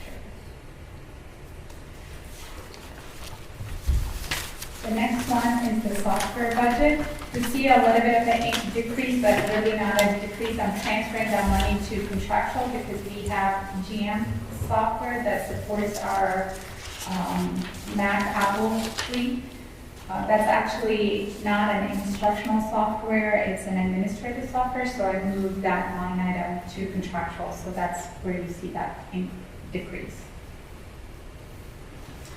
BOCES, and I know LYRIC is the Lower Hudson Regional Information Center. LYRIC is kind of like PNW BOCES, but the Southern Westchester BOCES. LYRIC offers a lot of the technology model schools program where we've been going to, actually yesterday we were at a STEAM play day with Meg, Kathy Holtzman, one of our other STEAM teachers next year, Margaret and I went there. They opened up the model schools in hope that they will join them next year. I've been part of model schools for my last 20 years of career at Carmel and Mount Pleasant. So a lot of technology workshops, a lot of districts that you work with and what other districts do, so you always have that relationship that you can build there. They offer a lot of training classes, a lot of conferences that we can participate. So the BOCES increase is really for, other than the contractual increases, the Model Schools program and the Tech Leadership Institute that we're signing up for. The supplies budget is actually decreasing. Next slide. It's actually decreasing quite a bit because I've talked about the 3 elementary schools that are getting new interactive panels. The installation for those panels usually get paid out of the supplies budget. So we're paying, hopefully, this year out of our current budget. So that's where you see that decrease in supplies line item. So again, the final line item is our lease details. So I talked about how we're kind of put behind because of COVID with our refresher cycle every 5 years. So next year or this summer, refresher cycle is going to be our high school, all the workstations, the middle school, 2 computer labs, and the 3 elementary school interactive panels. So overall, my budget is actually increasing by 9.1%. So that's it. If you have any questions, I'm happy to answer. Questions? Just as a point of clarification, so under Lyric, the Model Schools program, is that like professional development? Am I understanding that right? It's it is professional development for our teachers because we have tech coaches in the district. Even the technology retreat, I know Bill was there for the technology retreat. One of the things that we constantly hear is our tech coaches are not trained to turnkey the training. So they're learning on their own, but this would be an opportunity for them to try out new technology. Like we saw a lot of new technology yesterday that we usually wouldn't get to see that through PNW BOCES. So, and you also get to work with a lot of these Southern Westchester BOCES area in a collaborative setting. So it is the PD, but also a lot of keynote speakers come in and talk to us about it. We attended an ActiveCon that talks about, how we use our space that we utilize. So it's actually bringing us to kind of like the 21st century, what everybody is doing, and instead of bringing in a speaker for ourselves, like the cost is like $3,000 to $5,000 to bring somebody in. This is like that collaborative model where all the districts go there, and we get to attend that conferences. Thank you. Any other questions? Go ahead, Bill. I think this one is more for Enrique. I know I've asked this on other presentations that we seem to be going over 2% on several of these presentations, and this one more than by a little percentage-wise. Is the whole budget still pulling together? Including, we keep seeing large, but when you do the summary, it doesn't seem as nearly as big as the presentations increases. I agree. So what I showed you before includes the $2,106,000. We have huge increases like this one, but on the other hand, we have huge decreases like debt,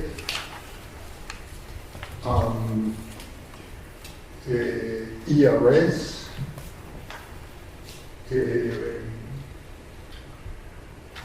but maybe in our next board meeting, I'll bring you a summary of the biggest increases and decreases that you can, like that you will be able to see it and feel comfortable. How they offset each other. I understand your point, but all the numbers that you're seeing are baked into my final number. But I understand your point because we've seen a couple of large increases.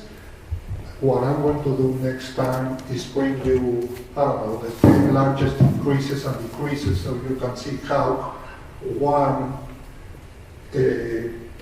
offsets the other. Okay. Thank you, Henry. No, thank you. Other than that, thank you for the presentation. Thank you. All right, I have one question. So the contractual details, this seems to be the largest driver for our budget increase for technology. And just to clarify once again, most of that increase is for another engineer, is that correct? There is engineer, but also under cybersecurity and data privacy. We currently have a network where students are bringing in their own devices, but we haven't really announced you can bring your devices. So at the high school level, I've been talking to Mr. Mackin about our upper grade students, the ability for them to bring their own devices, because the students, when they get to 10th, 11th, and 12th grade, they have their device. Chromebook is not enough, right? That's all we can supply. But I want them to start, if they're engineering students, I want them to bring their laptop or their MacBook. So in order to support that structure and properly announce that we can support your BYOD, I want to make sure our network, you cannot just bring in your laptop and just connect to a port and have an issue. So that's the security that we're building in. So there is quite a bit of increase in the cybersecurity area because we're strengthening our infrastructure. Thank you. Any other questions? All right, thank you very much. All right, thank you for your support.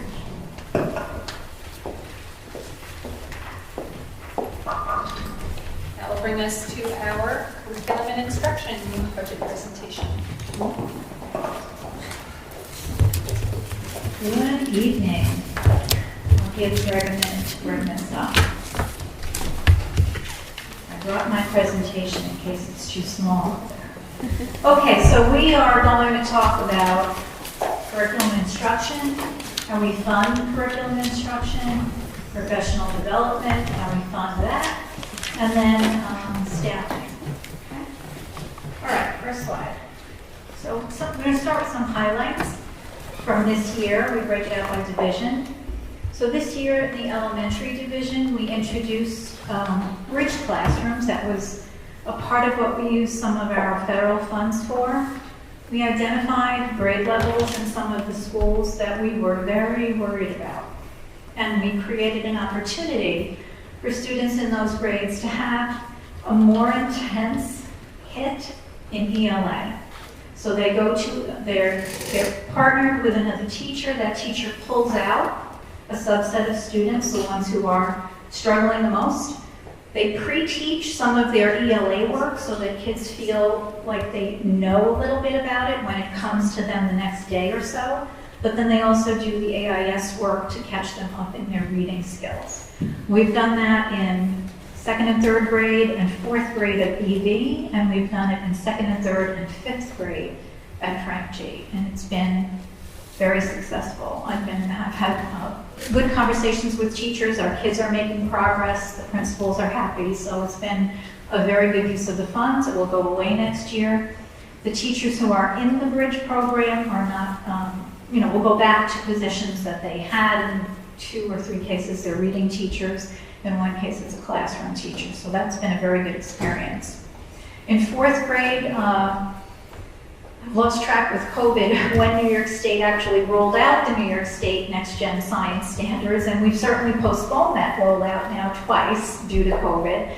But this year was the 4th grade's year to roll out their new curriculum, so we did experience the new units in grade 4. 5th grade is piloting in this year, and they will come on board next year. It's not an additional cost, it's just a new Science 21 program. In the region, we work with BOCES, and our teachers work with the BOCES science folks to actually write this curriculum. So we write it, we pilot it, we edit it, we revise it, and we're very pleased with how that works. We also brought in a phonics spelling vocabulary program that will go K-5 called Words Their Way.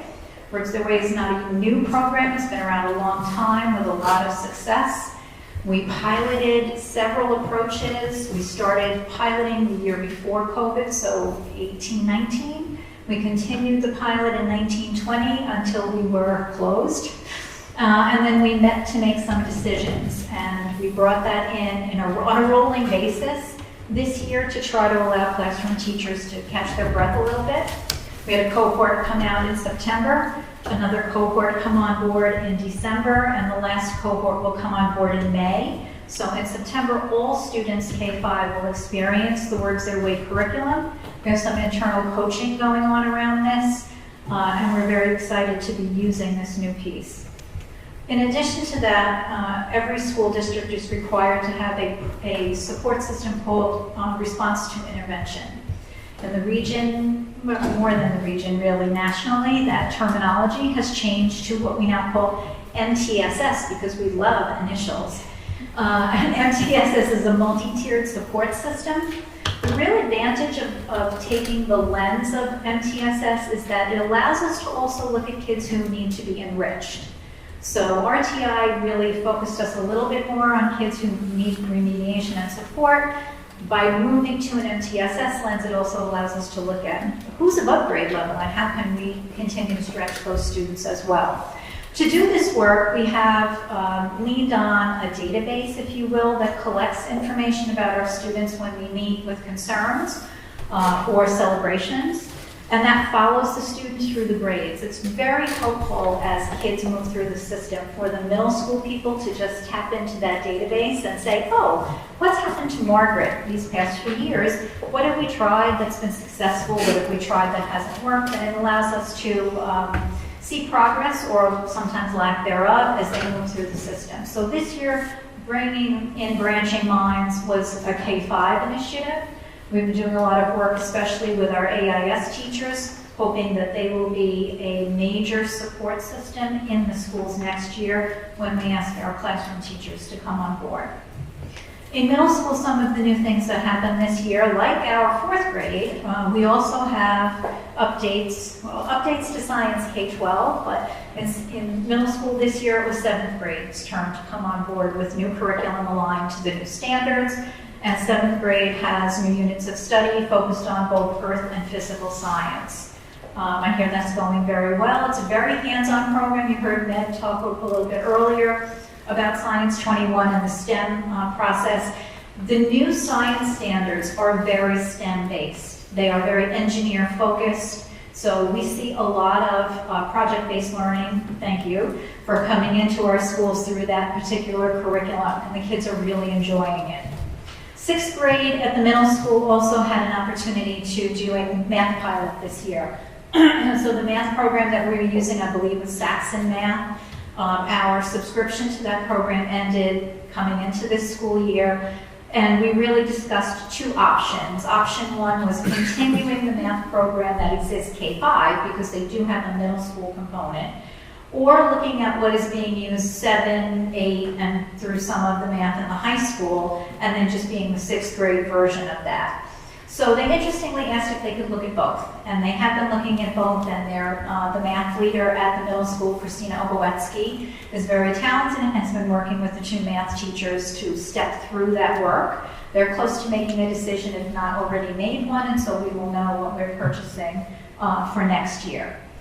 At the high school, we are very excited, and we've kind of been leaning in a little bit on the work that's happening both regionally and in the state. So New York State, for a number of years, has been in the planning stages of offering what they call a seal of civic engagement.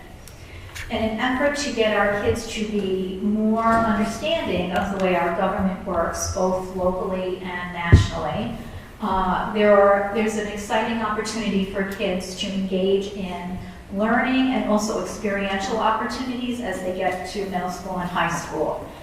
It is not a small undertaking, and so many districts said, we'll sit out 21 and 22 and see what other schools have been doing with it. In our region, the North Salem School District and the Harrison School District have opted to pilot this year. Just had a conversation with our BOCES, Putnam, Northern Westchester, and they are preparing a regional conversation about the progress that they've made and some of the exciting opportunities that have come their way with kids. I've been talking quite a bit with Andrew Lupian, who is our social studies leader at the high school. We're excited about this opportunity. We are planning to jump into the water next year. We'll get a team together that will look at both middle school and high school, but I also would like elementary to be involved in that conversation because there is definitely a place for them in part of this process moving forward. So we'll be hearing much more about that in the coming months as we put our plan together and we share with you what we think that could look like for our students.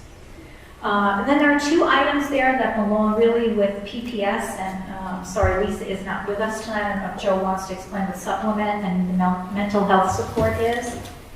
Yeah, Lisa mentioned these in her presentation, so I won't take long, but a supplemental period with for students with an IEP at the high school, that basically they have a home base, if you think of the old homeroom model at the middle school, but more of an academic focus. And then additional mental health support. We've been adding to our mental health team at the high school. And QCARD is another one of those acronyms that support our staff and support students, especially when we're doing threat assessments and meeting with them in large and small groups. And again, she had commented on her excitement about the progress on it during her presentation, which you can do with us. Thanks. Okay, so priorities for next year, and you'll hear a lot of the same things we just talked about. At elementary, Eureka Squared. So Eureka Math has been our math program for many years. It's an offshoot of the original modules that New York State shared when Common Core updated. They broke off from that and continue to develop their math programs as a separate entity. They have an update to the program called Eureka Squared. We did look at the program. I understand from our teachers that it answers many of the questions and frustrations that they have experienced teaching, mostly around being more kid-friendly in terms of visuals for children, things literally like spacing on a page, which can be very cumbersome for little guys if there's not enough space to work, to show your work, so to speak. They're very pleased with the changes that have been made. So we will be ordering the update this year instead of staying with the current program. Again, it's not an additional, it's just the new program that we'll bring on board. They also have a digital suite that the teachers have expressed an interest in, which offers some videos for support when kids are not quite sure what we did with long division today. They can go back to a video on their own time and say, oh, right, that's what I was supposed to do. Probably will help parents as well, I would imagine. So there's some opportunities there that we're exploring with the company. Words Their Way again, it's just a final version. We'll be in full, everybody up to speed and ready to go in September. All materials ordered. It's a very differentiated program, so kids move at their own pace. There's an assessment that happens several times a year that guides teachers to know what stage of spelling and phonics and vocabulary development their kids are in, and then the activities that support that work. And you heard Ben talk about STEM being a special twice in a cycle. We were very excited yesterday when we saw some opportunities. As we were taking in the learning, we were noting the connections to our science program and how one would definitely support the other. So that will take place next year. Everybody is really interested in seeing where that could go. Middle school. So next year is 8th grade's turn at the New York State Next Gen Science Standards, and they will be working with a new curriculum completely focused on life science. 6th grade will have finalized, I think I heard a rumor that we're going with eMath, which is a wonderful secondary program that, as I said, is used 7, 8, 9. I'm not sure how far through the high school they've taken that work, but it's an outstanding opportunity. And we will actually get a committee and get Seal of Civic Engagement off the ground. I hope at another time, maybe even before the end of this year, I'll do a presentation and explain to you what that requires of students in order to participate in the kinds of opportunities we can offer them locally. Okay. So let's talk about how we pay for all of this good stuff. There are two main funding sources in curriculum and instruction. The first is the federal funds, or the title grants as we call them. And I've listed them there for you. You will notice that the allocation each year differs. And you'll also notice that each title addresses a very specific audience. So Title I focuses only on at-risk students. So we identify kids who are going to AIS math or ELA.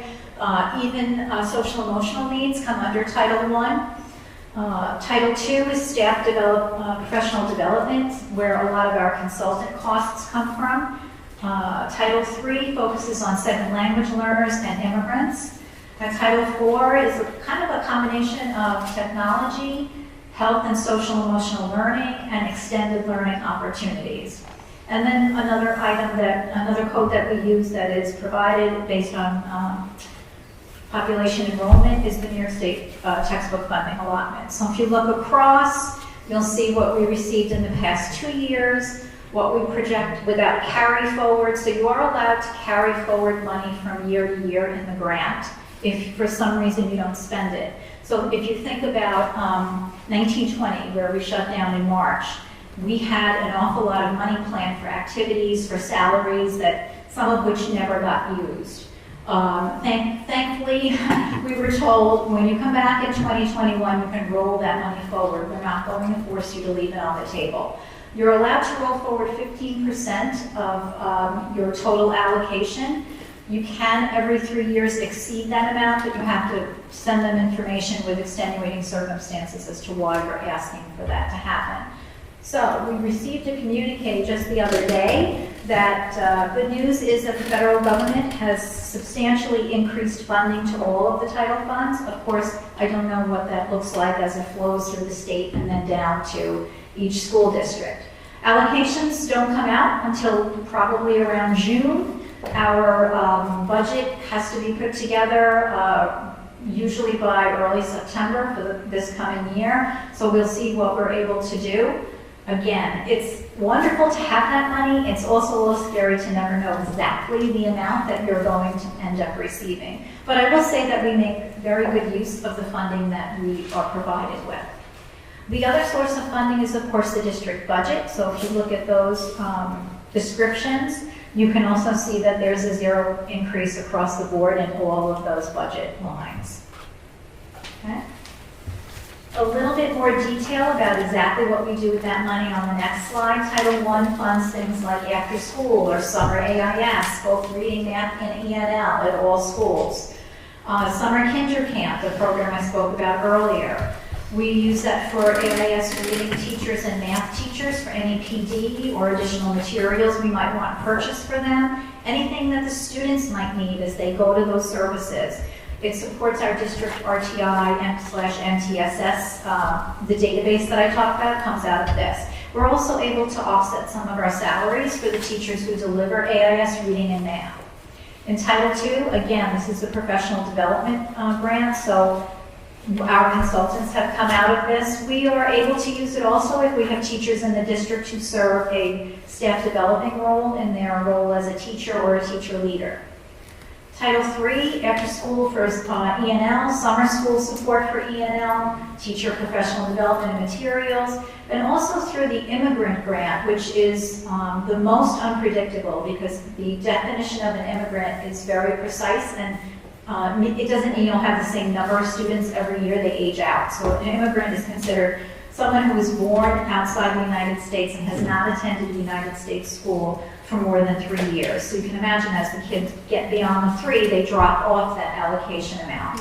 But that focuses a lot on pre-college, so college visits can be covered under this, opportunities to meet with vocational providers, our trade unions. We're having good conversations with the guidance department at the high school about how to make use of some of that for the students' opportunities post-high school. Title IV, we spent this past year really finishing off acquisition of Chromebooks, and we also set aside some money for the Tech Coaches Professional Development and a math program that we purchased at elementary. And then the textbook code covers curriculum materials that are considered non-consumable. We think mostly that of traditionally what a textbook is, so a science textbook or a social studies textbook. Textbook money will also fund novels if that's part of their main instruction. And so in our ELA classrooms, that is absolutely the case. It doesn't fund things like workbooks where kids will write in it and then we need a new one next year. That comes out of a different code. On the local side of the district budget, some of the things that come out of the items that I shared a few slides earlier, in service for teachers, extended year curriculum projects. Every summer we have teachers working to revise curriculum units or perhaps writing some new curriculum. So they'll propose something to me relatively soon, actually, in May and June, and then we determine which projects are moving forward and how many hours and how many teacher collaborators there will be. So that salary funding comes out of there. We also pay for our Science 21 program, our K-5 social studies database, which also comes out of Putnam, Northern Westchester, BOCES, and is also collaboratively developed by teachers in the region.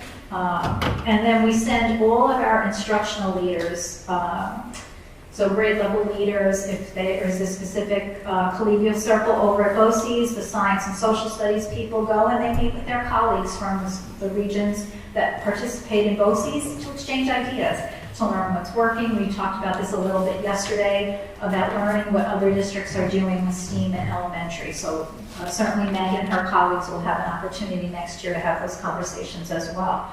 There are always content area workshops, so I think BOCES throughout the state, they probably all have a little bit of a specialty, if you will, as Vinita shared earlier with Southern Westchester BOCES and the RIC. I think Putnam Northern Westchester BOCES has a curriculum reputation. And so we have fabulous opportunities for teachers to learn coming out of there. We very often send people to either continued or one-day opportunities. They've done a wonderful job of making opportunities virtual during COVID, and we've taken advantage of many of them. Our administrators also do their lead evaluator training through BOCES. We have brought in consultants, our strategic planning group, etc. Our probationary teachers, as part of their induction program, experience 2 courses that come through BOCES COSER funding, Skillful Teacher and Making Student Thinking Visible. And then we always have an opportunity to send teachers to regional conferences now that we're back live again. Some of them have been virtual and we've attended, but people are starting to now go out again to these conferences. So the New York State Social Studies Conference is one that we usually attend. There are reading conferences that people will go to and represent us and then bring back ideas and turnkey them. So those are some of the things that we use for funding. Those are some of the programs. I don't know if you want me to pause and you can keep keep going. All right, improving our practice through professional learning. Professional learning in the district is designed based on needs improvement analysis and through feedback from staff via our teacher leaders. So in 21-22, we did training on Rose Their Way, training on branching minds, continued ELA coaching at all 3 schools in reading and writing K-5. In 6-12, we work with a different consultant who's providing professional development on classroom instruction and also classroom design, physical design. Our music department does a wonderful job of bringing in folks to work with them in a myriad of areas, and they certainly have experienced that opportunity again this year. Our E&L teachers also work with someone who's very renowned in the region, so we periodically touch base with Dr. Cloud and get refreshed. And now we turn to people, our most important investment. You can see some pictures of teaching there. We have really an outstanding group of teachers, K-12, really always eager and willing to participate in a conversation about moving their work forward. And I personally am very grateful for that. Student enrollment. If we look at this slide, we've been tracking this through the years. You can see on the left to 2013, we had 2,599 students.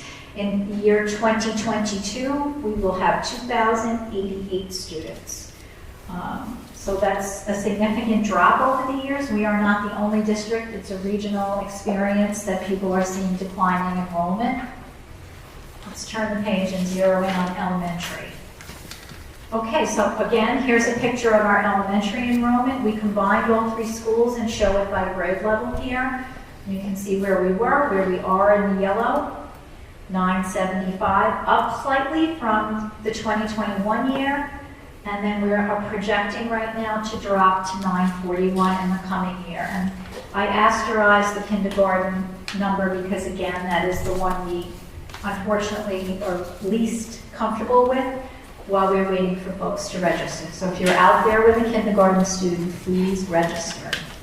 Orientation for parents is in April. We don't want you to miss that by waiting until June or July. All right, next page is elementary staffing, and we added at the last minute a comparison of next year in the pink to this year in the blue, and then we showed you by each building what that looks like. And you can just look across. You're now familiar with the 53 current staffing dropping to 46. And then we broke it out for you in some of the special areas and support areas.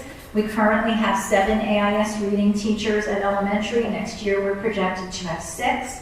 1 reading teacher will be moving to the middle school, so it's not a cut of staff, but a movement. AIS math will remain 3, 1 in each school. Special ed teachers, that consists of the ICT teachers, resource room teachers, ABC teachers, 1211 teachers. So that's where we are right now at 18.2, 17.5 next year. I believe that is the result of some scaling K3 and then 4, 6 maybe, I'm not sure. Again, I would defer to Lisa if she were here. Art stays steady at 2. Music goes from 5 to 4. The part of that is that there isn't travel anymore. We will have 2 music teachers at Furnace Woods, the 4-5 building, where band and orchestra lessons will take place. We have 1 teacher at the K1 building, 1 music teacher at 2-3. The teacher that you see as a reduction is going to the middle school to take the retirement that happened this year. So again, there's we're cut in terms of eliminating staff. It's a repositioning of staff. And PE will remain steady at 3. Library media goes from 2 to 3 as it absorbs the Horizons position and gets folded into library media STEM. We are not, please don't think that we're giving up on enrichment. When you heard me say the Horizons position folds in, we are going to once again go back to the enrichment for all model that we were using before COVID. We'll be talking with the 3 principals about scheduling the WIN block, which will give us an opportunity to give kids a chance at enrichment outside of the curriculum area, as well as kids who need support within content area. So that will, that's a model that's very popular, not just at elementary, but at secondary also. There's a block of time set aside every day where an entire grade is brought together and then divvied up based on the skills that they either need remediation in or by some opportunities to stretch them. That will rotate through ELA and math, so kids will get an opportunity. Perhaps I might need more help in ELA than I do in math, so I might have an opportunity for some math enrichment, and then I get some extra support in ELA. ENL is 2, and there's an asterisk for next year. That's an enrollment-driven program, and I'm right now looking at the enrollment with the ENL teachers because that will roll forward. So we're looking to see 2 things happen: kids roll forward, and then kids take the nicest slat this spring. You can score out of ENL. If you do so on the nicest slat, then you drop out of ENL services. You get support, but not necessarily the service that you got when you were still in the program. And that changes the way you are serviced in terms of minutes per day, which is what the Part 154 regs are for ENL. So depending on the level, there's 5 proficiency levels. Depending on the level of proficiency, it's X amount of minutes per week. So to say I have 3 kids in ENL means really relatively nothing. I really need to know what their level of proficiency is to be able to determine how much FTE I need to provide that service in that school. So we're going to sit down probably in the next couple of weeks before the break and take a look at where we are, where we think we might be after the NYSA slat, and then again, kindergarten is always the unknown. So as we register, there will be some initial screening done of the students so we can get a better picture of that. Okay, so let's continue on. One more slide on elementary. This is the class size projections for next year. And we've shown this before in a slightly different format for each grade level. That is the projected size. We're very secure about the numbers for 1 through 5. These are the sections that we thank the board for allowing us to put forward because they do step aside as a policy right now in order to allow us to roll Princeton Plan forward and have a lower class size. And those are indeed lower class sizes and nice averages on the grade. Middle school. So again, we start by looking at enrollment historically. So we have 3 years of history, the current year, and the projected enrollment. Again, you see a slight increase in 21-22 and then a drop in 22-23. That's just the numbers. Let's look at the next page where we look at staffing. And again, we're looking at 3 years running. Show you the enrollment, 487,504, dropping down. Classroom teachers, so the staffing stays relatively steady in the middle school projected for next year. Okay, and then we're going to look at average class size. This was something we started to look at last year for middle school. So you see what 21-22, 21.1 right now in 6th grade, 19.4, 22.5, the projected slight drop off, except in 7th grade. And again, as the cohorts roll through, we try to update the numbers as recently as we can, because believe it or not, through the year, kids leave and kids come, so the starting number that we had in September always varies a little bit. And now we're going to move on to the high school. And again, high school starts with historical information, what enrollment has looked at. You can see the totals at the bottom. This year they had 686, down from the year before, and next year they'll go up slightly from this year. The next page again shows you the same type of staffing model, 3 years running, was the number of students, and then classroom staffing and special area folks addressing those concerns. And then the next slide, this year someone asked if we could look at the average class size at the high school. It's a little bit more complicated than it is at the lower levels, but we did look at an overall class size, number of students and number of sections that exist at the high school. So the average was 14 students in a section. And then we also looked at it by department, and there you can see the class sizes ranging anywhere from 12 to 22. Last page is the retirement update. We have 10 retirements this year, and you can see the positions that are there. You'll notice 3 up from the bottom is the, I'm sorry, not 3 up from the bottom, 2 up from the bottom is the 712 science position that Enrique spoke about earlier. That's a physics position, so science is a content area that has separate certifications for each course. So biology, chemistry, physics, earth science, and this is a physics teacher that is retiring. And Mr. Mackin has said we don't need to replace this teacher. It can be reallocated across the other physics certification areas. We've already filled the K-12 music position with the elementary music teacher. And the rest of what's here remains to, it's posted right now internally. We have not gone out with it, but we will go out with it shortly on OLAS to see what is available. Okay. Questions? All right, I'm sure there are questions. Who would like to start? I just have a question about the high school average class size.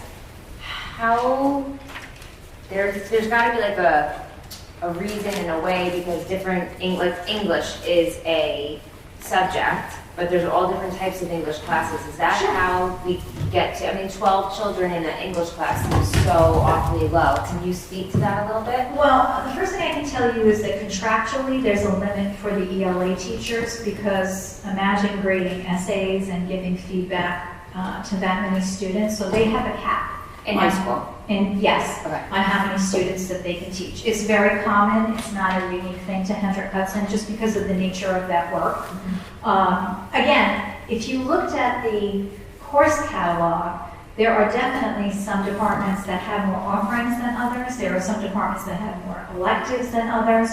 This was just how many sections are there in the science department, and then how many students. And am I right? Because it was Carmen actually that ran the program for us. Yeah.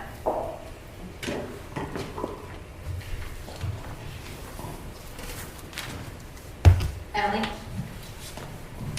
Looking at the federal funding, historically, your estimates, like how close are you after doing this for a couple of years? Are you pretty close? We are pretty close. I think, as I said, the one thing that I just don't even think about is the immigrant funding, because I just put it aside and I plan for the Title III money alone. And then if the immigrant money comes through, it's a bonus, mostly that gets addressed at the high school level. But the others, yes, we have been pretty close. The past couple of years, I'll say Title II, probably, I would say maybe in the last 4 years, that took the biggest hit. And so I was very happy to see the news that there's a resupply of funding to those grants, because that's an important opportunity, certainly for us, and I'm sure for my colleagues across the region. So we're not too far off from where we've been. So these numbers are on the conservative end and then always hoping for more? Always. Okay, thank you.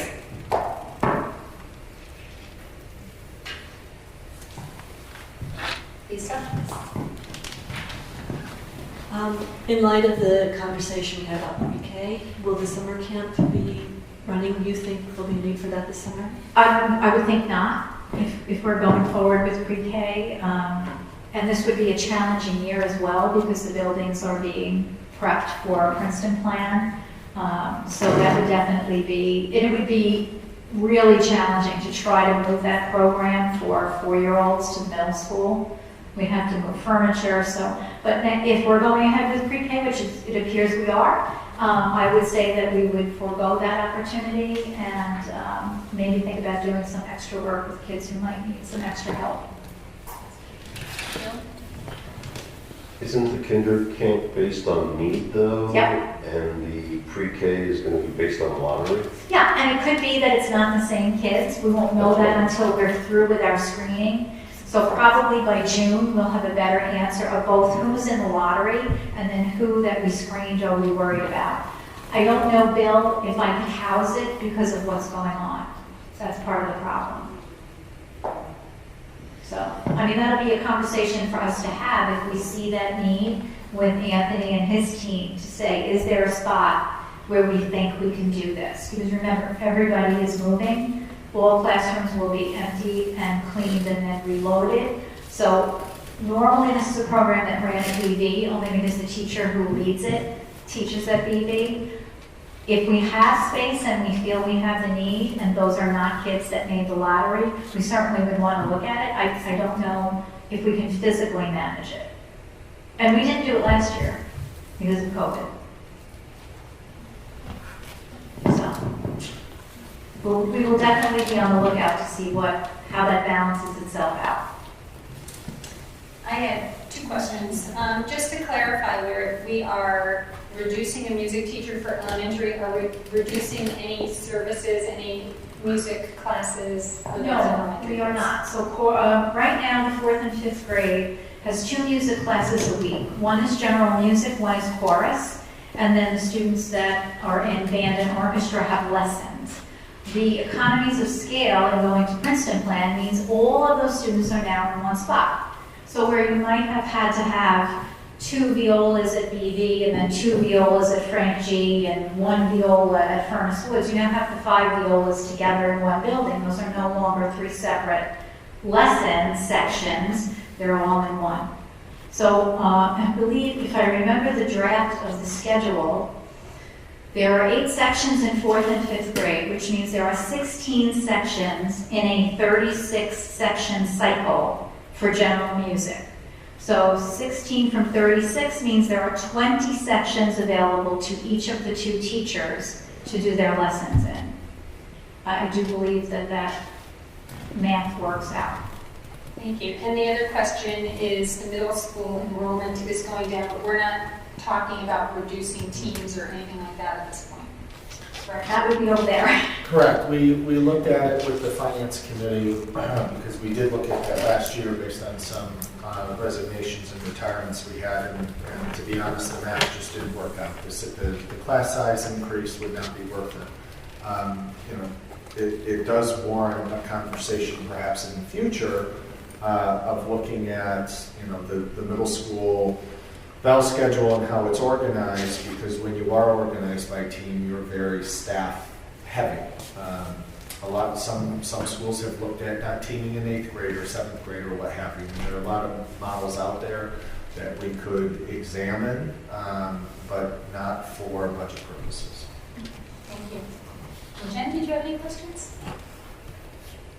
I didn't have a question, a comment. I know we spoke about this previously, but instrument lessons, 4th and 5th only go once every 6-day cycle, and the economy of scale is great. I love that. I just want us to be really cognizant when we group instruments together that we're not having like 7-8 instrument lessons in one single class. I can tell you that they will still plan to do violas, violins, that kind of thing. Right, but I mean, like, just say my daughter's at 2 5th graders, right? So there's 3, she has 3 kids in her trumpet class, right? Which, is maybe 4 okay, but at some point, an instrument class, when you only meet once every 6 days, is like 7, 8 is not. You're never going to keep kids engaged in instruments if we don't. And I'm sure that Josh Cohen, who's the principal at 4 or 5, will engage in those conversations with both Doug and Mary Landry, who will be doing band and orchestra, and they'll figure out there are. I think there's plenty of opportunity there to create the optimal setting for those lessons. Okay. Sorry, I think I got a little confused. Bill, you were asking about kinder camp? I started. You started that. So what is kinder camp and UPK? Like, I'm missing the connection between those two programs. Kinder camp is for children going into kindergarten, and UPK is for the preschool group that we're adding. But they're pre-K students, so we have 2 reasons why we're struggling with that this year. One is because we're bringing UPK on board, and the second is because I don't know that I have building opportunity for it. We set aside the budget for it, but I'm not sure that I could say to the staff, I have 3 or 4 rooms that you can use at Frank J, and they'll be ready for you, and not interfere with teachers setting up their program. Usually they start, I think, the first week in August, and they run for 3 weeks. I don't know that that's doable. That's a conversation that we have to have with Mr. Molini and his staff. And then that program will go away going forward. Kinder camp, is going away. Yeah.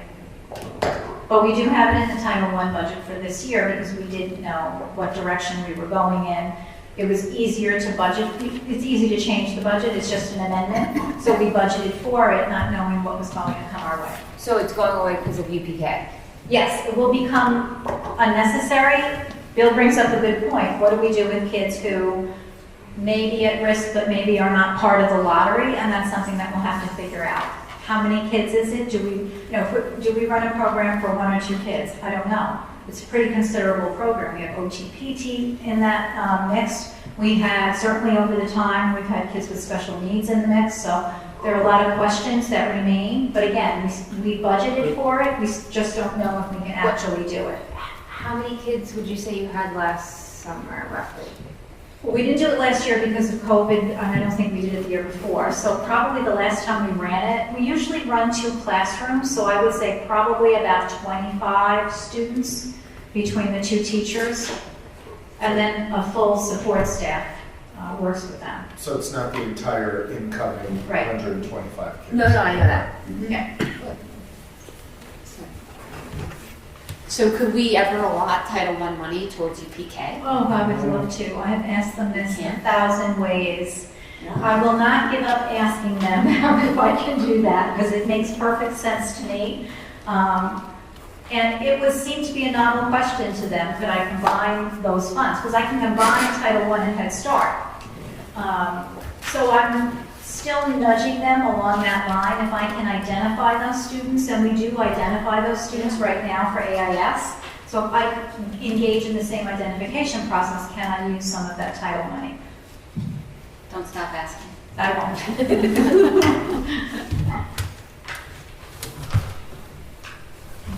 right, I think that's it. Thank you, everybody. Margaret, for a very comprehensive presentation. That will bring us to our first audience comments section. I am going to read the brief comments instructions, since it is getting very late. To maintain an orderly meeting, each speaker should sign in with the district clerk prior to commenting. When called, each speaker should step up to the podium and state their name and affiliation, if applicable, prior to starting their comment. Letters, petitions, and other written material should be handed to the district clerk.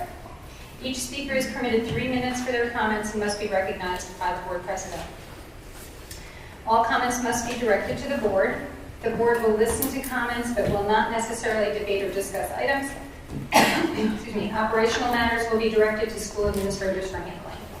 The board is not permitted to address personnel or individual matters in open session. The board may limit repetitive comments in order to give time to others wishing to speak, as well as to maintain meeting efficiency. And the board expects comments to be made without interference from the audience and in a civil manner. Thank you. Carmen, do we have speakers for agenda items? We do. Our first speaker tonight is Kristen Earl.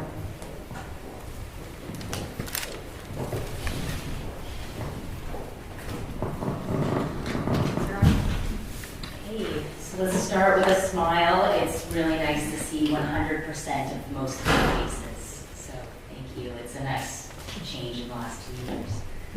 Okay. The U.S. Surgeon General has issued a warning about the mental health of young people. 1 in 3 high school students reported persistent feelings of sadness or hopelessness in 2021.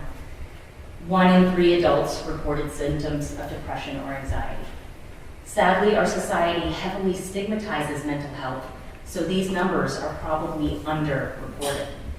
To me, these statistics indicate that regardless of my children's personal status, they will interact with students and teachers who are experiencing a mental health challenge while in your school system. And we need more than just one counselor per elementary school. We need a whole team of happy Politos. Hen Hud School District is morally obligated to create an environment of resilience and post-traumatic growth. Under the circumstances felt in our town from the demolition of a nuclear power plant, the push to transition to grade banding, and the ongoing economic and social emotional effects of COVID-19. Experiencing a global pandemic has affected every person of the population on some level. It is a community's duty to demand our public structures incorporate trauma-informed, resilience-oriented strategies into their organizational culture. We must begin to create naturally occurring healing environments that provide some of the corrective experiences that are vital for all of our recovery. Our school district must promote a safe and secure environment by promoting teacher wellness, investing in mental health-focused professional learning and self-care wellness programs. We can improve district-wide well-being. Students indirectly benefit from staff wellness. School staff who demonstrate healthy behaviors can influence students to adopt similar healthy behaviors. Conversely, poor health conditions among school staff can negatively affect students' academic outcomes and stress levels. The health of staff improves the conditions in which students learn and interact with the adults in their school. In other words, healthier school staff likely leads to healthier students, and the benefits of employee wellness initiatives can spread throughout the entire district. Hen Hud School District has a duty to the moral safety of its students and staff. A morally safe environment actually struggles with honesty and integrity, to integrate different types of thinking versus competing to see who will win. Leadership is not about titles or paychecks. It is about one life influencing others through collaboration, awareness, engagement, mutuality, and reciprocity. We don't have to fix this now, but we do need to talk about this explicitly. Do our means justify our ends? Thank you. Thank you, Ms. Irwin. Carmen, do we have a next speaker, please? Our next speaker is Mary Hillman.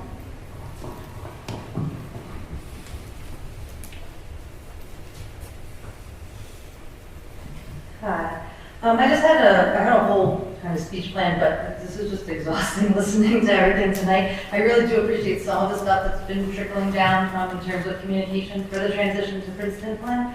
I just need some clarification. I know you can't answer me right now, so maybe someone can just jot it down. With the move to the 2 times a week STEM, and people are getting at it, but it's not calculating in my head. Right now, my kids have 2 times PE, 2 times music, 1 time art, 1 time library. So 2 times STEM, something's being taken away. Is it 1 time PE or is it 1 time music? Right, because those numbers are not adding up for me. I have a feeling it's 1 time music. I think PE is mandated to some extent. Now we were discussing a non-existent pre-K program, which is now going to be in existence when there's been really little outreach to the current parents who are really concerned about transitions regarding Princeton plan. A year ago, I was told that the district would meet with families that would have children in multiple buildings. This hasn't happened yet. I keep getting that it will happen soon responses, but I just want to know when is it going to happen. Right? So now we're taking on a pre-K program. You're still supposed to be having meetings with parents who have multiple children spread throughout multiple buildings, and it hasn't happened. Lastly, can you just provide an update on the so-called grant-funded carrots that, like the kitchen and the planetarium, that were supposed to come out of the Princeton plan for those of us who have elementary school-age children who are kind of, this is on our shoulders and our children's shoulders. So I think that's about it. I'm happy to hear some conversation now about electric buses and pre-K programs and stuff, because it's a lot more than I feel that was had when you were discussing the Princeton plan, and I think that's really sad. Thank you, Ms. Carmen. Do we have another speaker, Carmen? We do. Our next speaker is Mariella Carrasco. Good evening. So I wanted to listen to the presentations tonight, and I've been jotting down my notes. My takeaway is this. I'm saddened. I'm saddened that the planning for the Princeton plan has not been taken seriously. And everything seems to be on a whim from the district. I'm not speaking for any of the teachers or the principals. Ms. Bacher had asked for a timeline, I asked for a timeline, and a few days later, one was produced on a whim. There is no project plan for something called the Princeton plan. I also want to know if anyone has seriously thought about our little ones. We are going from about 40 to 50 kindergartners per school to a total of, I'm sorry, I couldn't see the slides, but I want to say 160 or 170. Ms. Polito is amazing. I was in the PTA meeting that she mentioned and appreciate her efforts immensely. I also appreciate the year-end events. But what I'm worried about is the first few weeks of school. How are we preparing for the first few weeks of school? In preschool, the wonderful Ms. Wassel brought in an entire team of volunteers to help assist with 2, 3, and 4-year-olds for the first 2 weeks. 5-year-olds are no different. They will be scared, they will be confused. My son needs to be peeled off my leg and carried into preschool. Sorry. In the last meeting, everyone looked confused when asked about parent involvement. I joined the strategic planning committee thinking we would address it, and it was nothing of the sort. I want to know what is happening from the minute my children get on a bus to when the bell rings. I know you cannot answer in this format, but it's something to think about. I'd gladly go in from 8:30 to 9 a.m. to help with crying kids, kids that may have accidents, kids that throw themselves on the floor, or kids that need to be carried in. These are babies, and I'm concerned about them. I didn't have this concern with my first 2 because it was a small class, I was 2 minutes away, literally, and my older age neighbors were there with them. I am asking for more info and assurance. I'm also offering my help. Hopefully my comments will spark an action plan and not a vague, on a whim plan. I also want to thank Ms. Doyle for the STEM update. It's exciting and it sounds fun, but it's hard to imagine it in practice without seeing how it works on paper. Is science curriculum only in class? Will teachers be teaching science, or only when the science teacher is in the room? Are the teachers on board and aware of this? And lastly, how do kindergartners, first graders, and second graders research or take books out by themselves? I literally have all 3 ages, and I don't see how this is possible. I'm sorry if I misunderstood what she said, but again, a plan and everything written would be very helpful. Thank you. Thank you, Ms. Carmen, do we have anybody else? Our next speaker is Stephanie Hickey.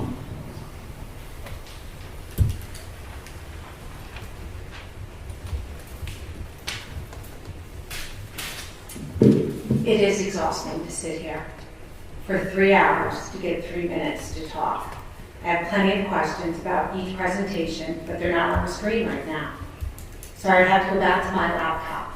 So since I have 3 minutes, I'm gonna just go with what I have.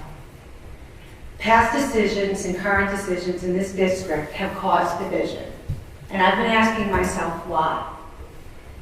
I remember the 6-day schedule and how it was implemented.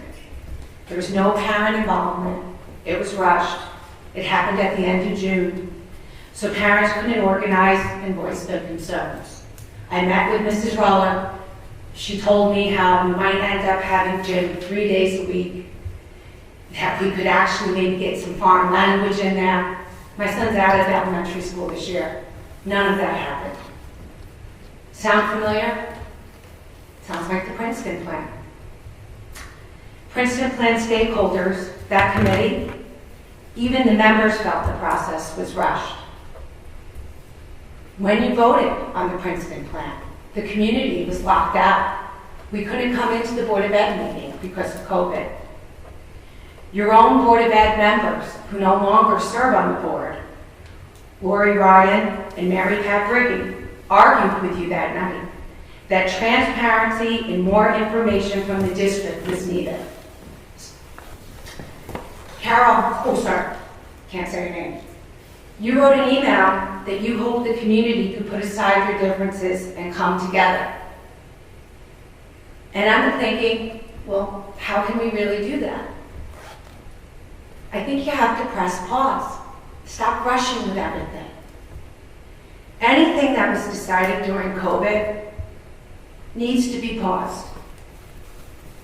Pause and let the parents' voices be heard. Let us come together. I didn't say don't do it. I'm not saying that. There's so many questions. There's so many people against one another. Let conversations happen. Let some healing happen. The superintendent once said to me during a recorded Zoom meeting that the community does not have the right to have input on anything except the school budget vote. You can go back to that recording. That is why the public votes for the Board of Ed members. It should not be neighbor against neighbor. More conversations need to be had. You are our voice. And people need to remember that when they go and vote on May 17th. Thank you.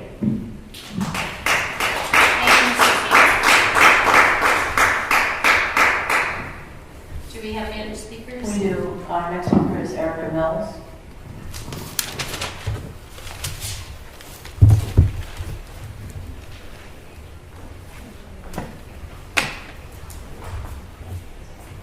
Hi everybody. My name is Erica Mills, and I have hopefully don't go over 3 minutes. My first question is: do we have a sample master schedule for Princeton Plan next year? So that I think it would alleviate a lot of stress and concern for parents if they could actually physically see this, especially for the special schedule. I think it's confusing. Sitting here listening, I'm trying to understand, and I hear that the elementary school parents have questions. I think that would really help alleviate some of the concerns they have. Okay, on to the next. I have been a parent for 17 years. My children both went to affordable, enriching, engaging, and diverse local pre-K programs. They started in these programs as 2-year-olds, and it was an important part of their growth and development. I'm a strong believer in pre-K, but this doesn't seem like the answer. I've been a resident here for 22 years and have heard time and time again the threat of losing kindergarten because of a lack of funding, with the added reminder that it isn't mandated. So we don't have to have it. Or it can be cut, or we can go to half day. It's been a threat. I have always scratched my head at this statement, but here we are, voting to push through UPK after we have spent multiple years discussing cost-saving measures, including cutting kindergarten, middle school teams, high school classes, music, arts, and much, much more. It's a constant that keeps me up at night. What will we cut next? This is based on the narrative that comes from these Board of Ed meetings, our PTA meetings, conversations with administrators, and many, many more interactions I have had. You mentioned parents asking if we have UPK before they purchase a home here, and while I am sure that is a question, I don't think that that is the make or break for families. We have a multitude of affordable and successful pre-K programs here. 34 students by lottery would not be the reason I do or do not move to Hendrick Hudson. There is no guarantee my child or children will even be in this program. How will the lottery work? How do families qualify? I hear what you were saying about interventions, but if we're using a lottery system, how are we sure the students who need the intervention are part of the program? How are we ensuring a balanced and successful program? For the remaining 100 plus kids who might need kinder camp, what happens if we aren't meeting their needs? Can we consider bringing that back? I have many questions that I don't believe have been answered, and it's clear that some of the other board of ed trustees feel the same. So we ask UPK knowing all of this, and also knowing that Princeton Plan doesn't look like it will save even half of what was promised. When you voted for Princeton Plan in 2022-2023 school year, it was with the thought and promise that it would save a significant amount of money. If I remember from the countless hours I spent on the Princeton Plan Committee, it was the only reason we even really began that discussion. So here we are with the intention to implement Princeton Plan and with less than $1 million in cost savings, and here we are spending an additional $60,000 on UPK. Suddenly we have extra TAs. Where are they coming from? Weren't we cutting them too? How will UPK students receive specials throughout the day? How will this not take away from our kindergarten and first grade programs? What other staff do you have to support them? How can we vote on something when we don't know how it will look? We don't really know what our elementary schools will even look like next year. Adding a new program right now doesn't feel like the right thing to do. Please consider all of this in the future, especially when you mention ever again cutting kindergarten. That is a deal breaker for someone who wants to move. Your 3 minutes is up. Thank you. Thank you. Do we have any more speakers, Carmen? We do. Our next speaker is Rachel Menti. Have we done them for 15 minutes? Can I make a motion to extend the public comment period? Sure. All in favor? Okay.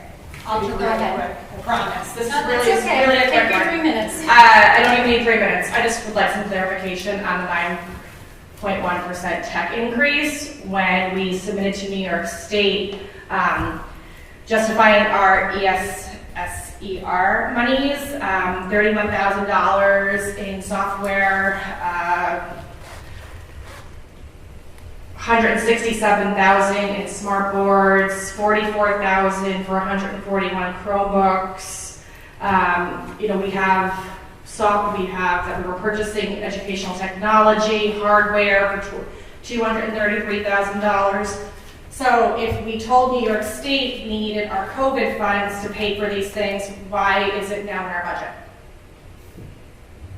Thank you. Thank you very much. Carmen, do we have any more speakers? No more speakers for agenda items. Okay. I'm hearing a lot of questions still about Princeton Plan, and certainly direct those questions to your principals as well. And Margaret's here, she's heard a lot of them as well.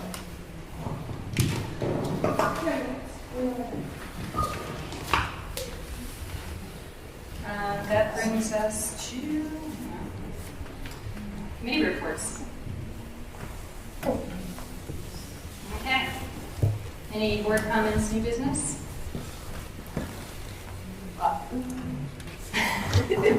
Not really new business, but I would like to reiterate the urge for the district to look at parent involvement in the transition plan to Princeton. Okay, thank you. I just have two quick things. One is that the Indian Point Closure Task Force and Decommissioning Oversight Board meeting is tomorrow night at 6 p.m. So I encourage people to attend that. And also, just a reminder that the Board of Ed is convening our outreach meetings over the next 2 weeks. And please sign up to participate in those with us. We'll have small groups of about 5 people plus your trustees, 3 of your trustees there to discuss your concerns that you have. There are still available slots. Thank you. Anybody else? Lisa, question for the decommissioning. If you want to join, how do you go about getting the information? It's on the district website. Perfect. Yeah. So you just go to the site and you can easily find for folks that want to. Yeah. There's one of the news stories is about the decommissioning meeting. Awesome. All right, so that brings us to our next audience comment section, which is on non-agenda items. Carmen, do we have any non-agenda item speakers? We do.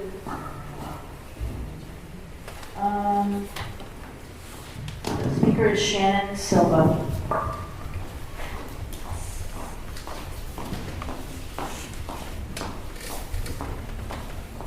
Good evening. I'll be very, very quick. I don't need a timer. I just want to go back to the last BOE meeting where it was brought up that we need more clarification and possibly a town hall from the principal. I took it upon myself after that meeting to kind of poll our community. I put it out on various Facebook pages, and I got an overwhelming response of questions. I had some people ask me, oh, did you know that the principals moved buildings?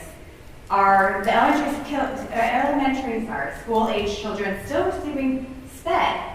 And it really occurred to me that we need way more communication. I think that if we get the principals together, we can see how they're going to collaborate with each other, how they're going to have first grade ready for second grade, and the community. Me, personally, I have an incoming kindergartner. I would love to meet all 3 principals next year. This is an exceptional time, right? So it's an exceptional measure. It's just a one-time ask. I'm not asking every year do we need to get all 3 of them together for all the parents, no. But I think that with the grapevine that is more like an aggressive invasive species in this community, it would have benefit the one hen hut, which we're trying to achieve greatly. Thank you for your suggestions, Scylla. Do we have any other non-agenda speakers? We do not tonight. Okay, thank you. That brings us to the end of our meeting. Can I get a motion to close the meeting, please? Can I get a second? All in favor?